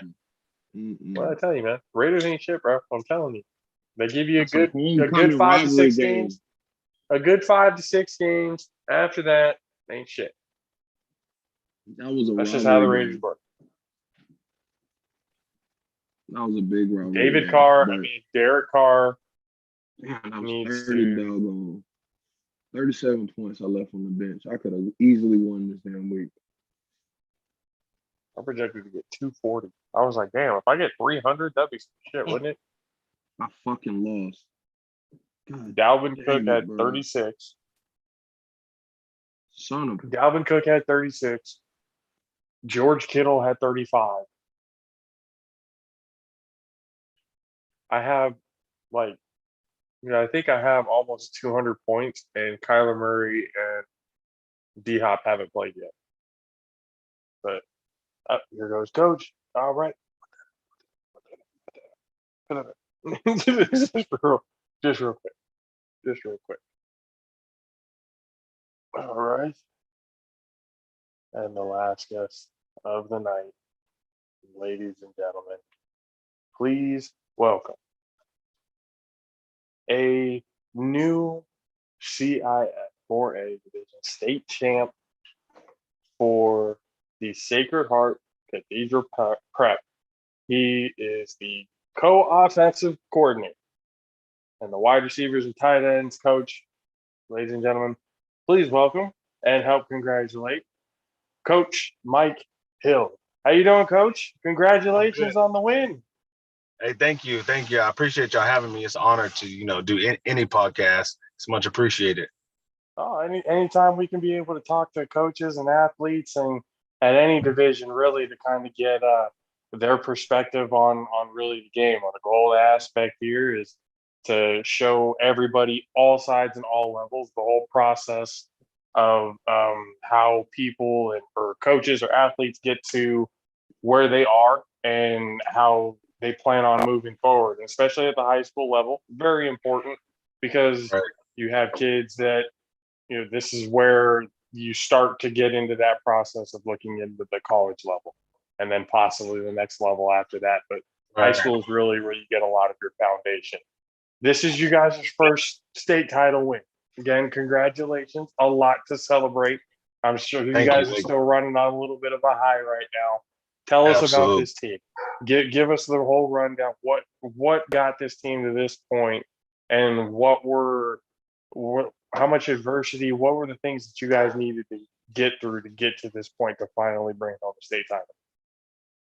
Oh, absolutely. So, just speaking about adversity, we started off 0-5, right? So adversity hit for 5 weeks in a row, right? So we could have gave up at any time. Our kids could have gave up at any time, but we had a big win at our 6th game, and that kind of gave us the inspiration that we needed to keep on going. So we told the kids never give up. We always came back to work or practice every day, and we was living off faith, to be honest. Like we knew we had a potential to be great, and we just kind of banked on that. So after that 5-game losing streak, we won a couple, and then we caught our win basically towards the end of the season, and I think we finished off maybe 8 out of 10 games. We won 8 out of 10 games. So I guess we built for adversity, but getting to that point again, it's a tough road, obviously, to get to a state title game.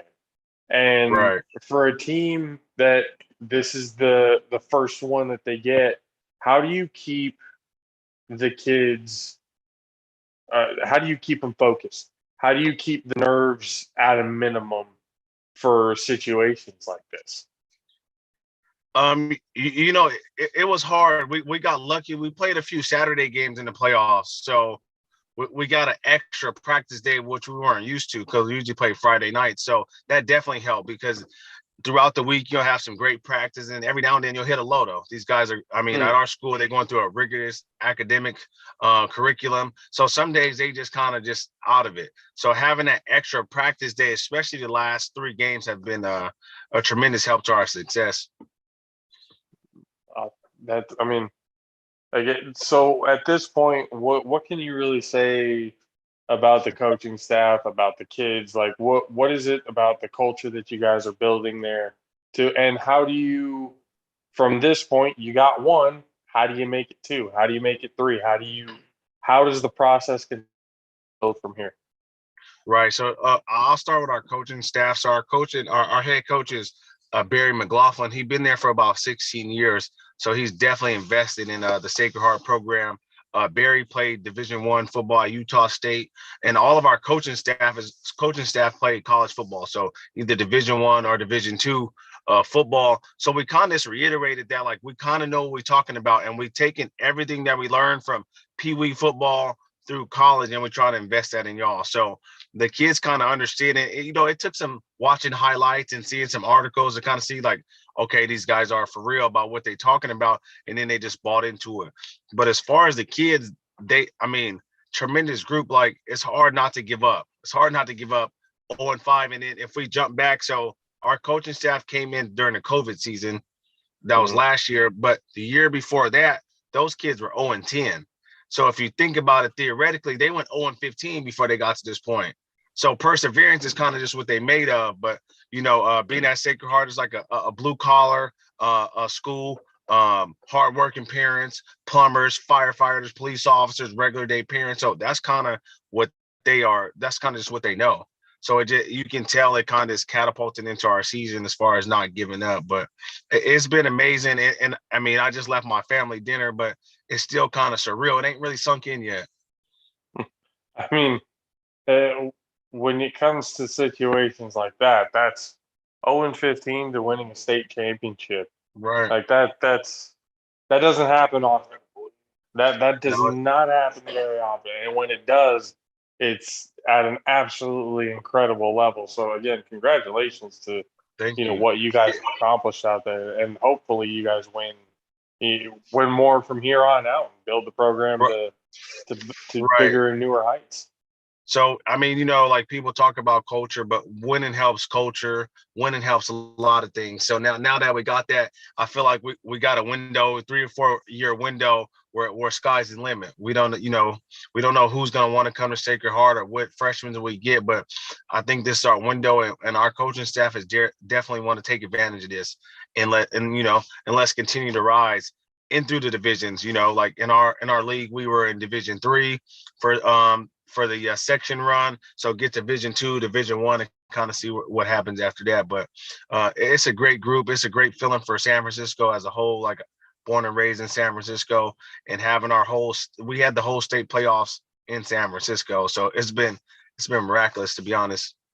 It's been a nice little, almost like a home game in the playoffs type of Right. thing So with that home atmosphere. we play at Kezar, so that's a neutral site. We don't have our own home field, so we play at Kezar and another field. So it was a neutral site, but for us, it was still home. That's kind of what we know. And then having it was close to 5,000 people there at that game, and it was amazing for San Francisco. You don't get too many big games like that in San Francisco for football. Seriously, yeah, and especially being at a legendary stadium like Kezar. I mean, what better way to have a Right. state And I think title game go down? Yeah, so I think some of the visiting teams are so amazed with where we're at, and for us, it's kind of like this is comfort for us. So, playing at Kezar definitely has its advantages for us.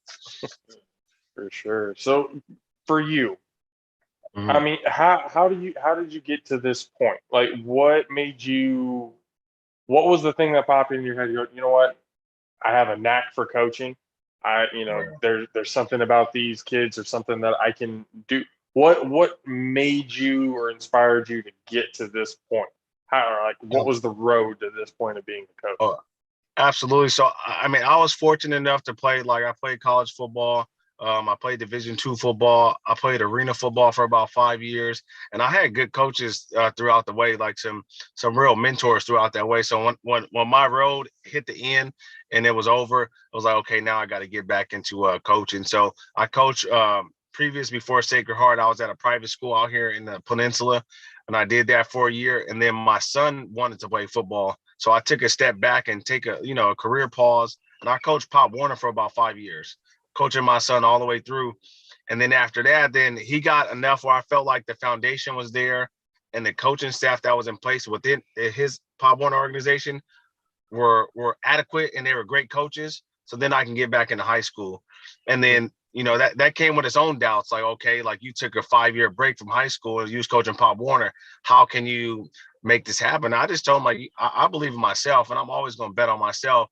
And it worked out. So, I know football. I studied the game of football, and then I'm glad, after the 0-5 start, that we got to see the true offense, putting up 21 points, and last night we scored 48 points. So, we're seeing what it was about. And I think at the end of the night, it was almost 500 yards of total offense in the state game. So, I mean, definitely putting out okay, it's one of those, you put your school, you put your team out on the map, going like, this right. isn't a fluke. We're here to do this on a regular basis, and it's actually really cool to see uh, school cultures and stuff like that, programs build especially from. I mean, coming from 0-10, I know all about coming from an 0-10 season. My high Right. school, my first 2 years that I think won 2 games my first 2 years. Being in high school, so it's like going from being 0-10 to contending, and we just found out we're in the state championship game now. Like that's a whole different level of being able to look at things. So as a coaching staff, I mean, kudos to you guys to be able to keep them on the right path of it. It's 0-5, but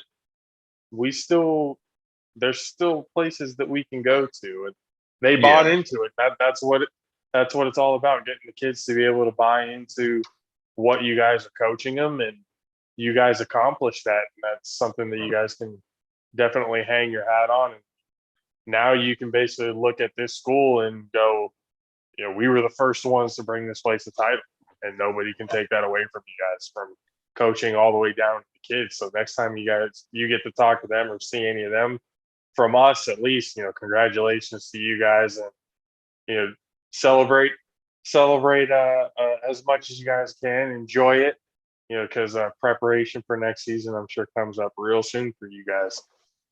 Absolutely. Yeah, we definitely enjoyed it. I think a lot of our coaches told the players, like, we used to tell stories, like, man, when I was in high school, we played in the championship, and we remember these stories, and I lost like in CCS playoffs. So we used to, like, we told these stories all the time. Like, we want y'all to be better than us, right? And we shed tears at, but it was a crazy season. We cried at practice telling stories. We laughed together. You know what I'm saying? So we definitely are, a family, and we love these kids. I'm just glad that they got to, to be a part of this history. So that's forever, embedded in Sacred Heart history and in San Francisco. So, and hopefully from here on out, the legacy continues, and you guys continue to build it into a powerhouse. Because that's what at least for us, we like to see a lot of these schools be able to growing in. You always see that there's powerhouses that, they've been great for 20, 30, 40 years. Okay, well, how were they before that? What was the road to get to that point? So being able to kind of see the foundation and the building blocks to that point is always really interesting to be able to see and witness. So, again, we've said it before, be able to really enjoy it and sit back, and you guys can say 20, 30 years from now on, however many state titles the school has from then on, you guys can always still say we were the first. We're the first. Yeah, that absolutely, man. Absolutely. You're right. Coach, thank you for coming and spending time with us. We know you've had a busy last few weeks with the playoffs and the championship game. Enjoy the night. Enjoy your time with your family. Somewhere down the road, have you on again. Maybe we have some of the else coaches talk about everybody's story and where everything's going. That's what we're all about. We want to bring it all out to the world. Let them all know what's going on out there. Hey, I definitely appreciate y'all, man, and we'll definitely connect again in the future. Just telling our story is big, telling my story is big, and it's much appreciated. Absolutely. Ladies and gentlemen of the JAFFO Army, thank Mr. Coach Mike Hill. Thank you, Coach. We'll talk to you again soon. Thanks, man. All right. Congratulations. Enjoy it. Right on. See, building blocks of programs. They were 0-10 last season. I know, it's crazy. Yeah, 0-10, 0-5 to start. A literal worst to first story. Mm-hmm. Like that. 0-10, and then the first 5 games of the season, you lose, and then go on to win the state championship game. What the fuck? That's like movies type of crap. But that's how that kind of stuff gets started. Yeah, that was pretty. It was a pretty insane week for at least the coverage I've seen because Leslie had that stuff, posted all over her page and everything. So I got to see a little bit of what was happening during the weekend, and they're saying Northern Cal, when it came to like the battles of like NorCal and SoCal teams, NorCal won 6 out of 8 of them. I think, if I'm not mistaken. I don't know. I could be wrong, but I know that it's at least 6. But yeah, being able to talk to every level of coach and athlete and stuff like that on the show. It's always nice and it's always fun to be able to have and share their stories. And on the 100th episode, we've got to talk to 2 past guests and a brand new guest in the same day.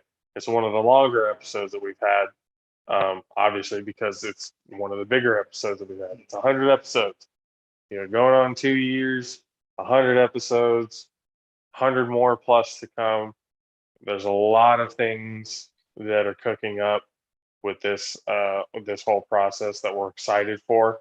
It I'm already anxious for next season, but finding on how to build in the off season and stuff like that to grow to the point that when we get back to football season, everything comes up and it's going to be something that's a sight to behold. Because this was something raw. This was something organic. Like we've all have backgrounds in different stuff, but this was something built from the very, very bottom. The foundation is there. We have, what we need. We have the resources, but it's gonna be fun. It's gonna be interesting. 100 episodes, guys. Holy fuck. 100 episodes. 100. Everything 100 with me. Yeah. Holy shit, I just noticed that. Holy fuck. I just noticed the How episode. the fuck you just noticed it? You did it. I didn't even no. I shit you not, bro. I was like, holy fuck, he has 100.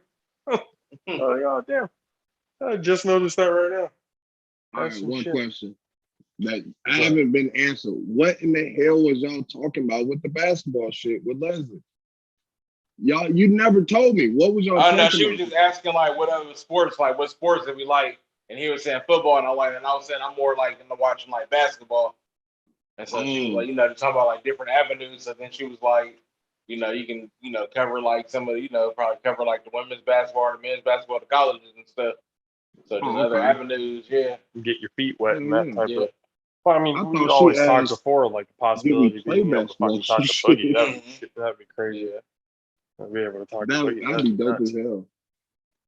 That'd be But it's dope. like, but that's what I'm saying. Like to be able to, or that's what I told her, to be able to kind of grow into not just football. We can do other things.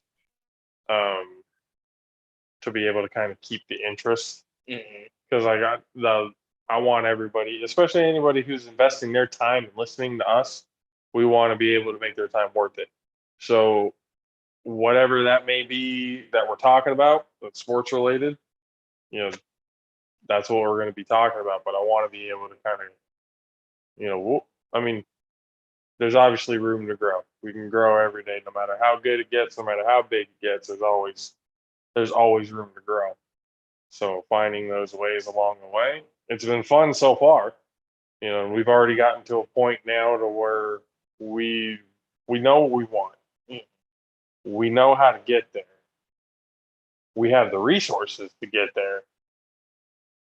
And now it's just getting there, taking the path. It's not going to happen overnight, obviously.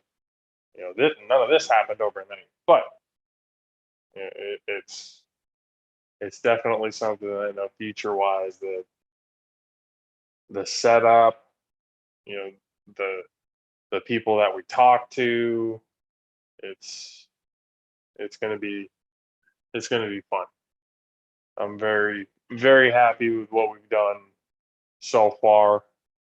It's still, I mean, some of the conversations that we've had is still surreal. Like sometimes I still think, holy fuck, we really did have a conversation with Marshall Paul by episode 30. Episode 30 is when we talked to a Hall of Famer. Yeah.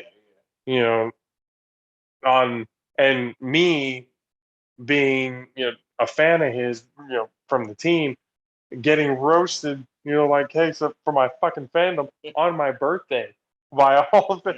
That was fine. I was completely like, that's a memory I'm never going to forget. Talking with Swanee, talking with Rutley, talking with Jabari, Amari, Eric, Alan Bell, everyone that we talked to on this show, just different stories, different backgrounds, different ways of getting to the top of their respective professions. Like, it's been pretty eye-opening. It's been pretty cool experience to be able to see all that, and I'm really excited to find out what other experiences are waiting. Because again, we have the doors open to be able to do certain things now. Yeah. It's just getting to that point and just taking advantage of as many things as we possibly can. It's only going to make it that much better. So I'm excited for it. It's going to be fun. We need to do. I mean, next year I want to do as many, if not all, the San Jose stay-at-home games. Yeah. There we go. Maybe a couple away games if they're Like close. San Jose State. Yeah. I want to keep that relationship for sure. Because that, like, with Mr. Fan, with Coach Brendan, with Coach Zoe, that's not a bad place to start. So I want to take full advantage of what we can with that situation. Getting started with Cal, hopefully getting that relationship off the ground, going to see Cal football, like Pac-12 football games. That would be cool to go see and go do. But it's just building. It's just building blocks to get to that point. Everybody started somewhere. And for us, we started everywhere. Because we have every level. We have literally from the high school level all the way to the Professional Football Hall of Fame. Mm-hmm. That's where we've taught. And people who have listened to the show has been worldwide. We're in, minus the United States, we are in 10 other countries where we've been listened to. That to me right there, I'm like, holy shit, we're like, it's literally a worldwide thing. Numbers small, cool. Everyone started from zero. So how we get to the higher numbers, well, that's our own way we did it. We don't have to do it the way anybody else did it other than what we're doing. Because we're not, again, we've made this very clear to many different times. We're not necessarily trying to be like everybody else. We're not trying to be too robotic. Like we just told Leslie, we want to be as genuine as we possibly can. We want everybody to be able to feel like they can be them. They can be real. But also understanding with that comes consequences. What you say, comes consequences. What we say, we'll have an opinion somewhere down the line. We're gonna get criticized for it. I mean, we already have. So we've already had situations where, shit happens. So being able to get through those, and I know that, like, especially with with what we have here, it's a good chemistry here, and I think it's definitely going to turn into something that every single one of us can look at and be proud of and go like, we really built something here. Fucking Justin Fields doing push-ups and shit. That's got boxed. 45-27. Ah, fucking Jesus Christ. They had a chance earlier. They did earlier. Dwindled down.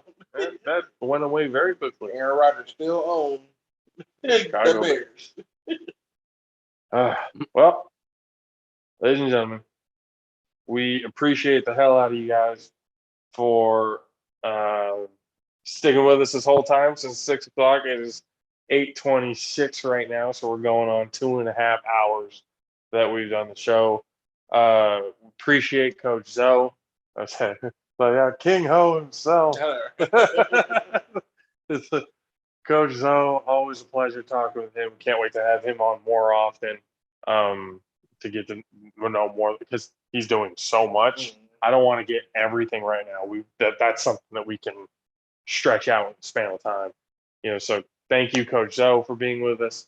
Leslie, thank you so much for being with us and hanging out with us, talking football and the future of the Bay Area Cali Classic and these high schoolers and all this other kind of stuff.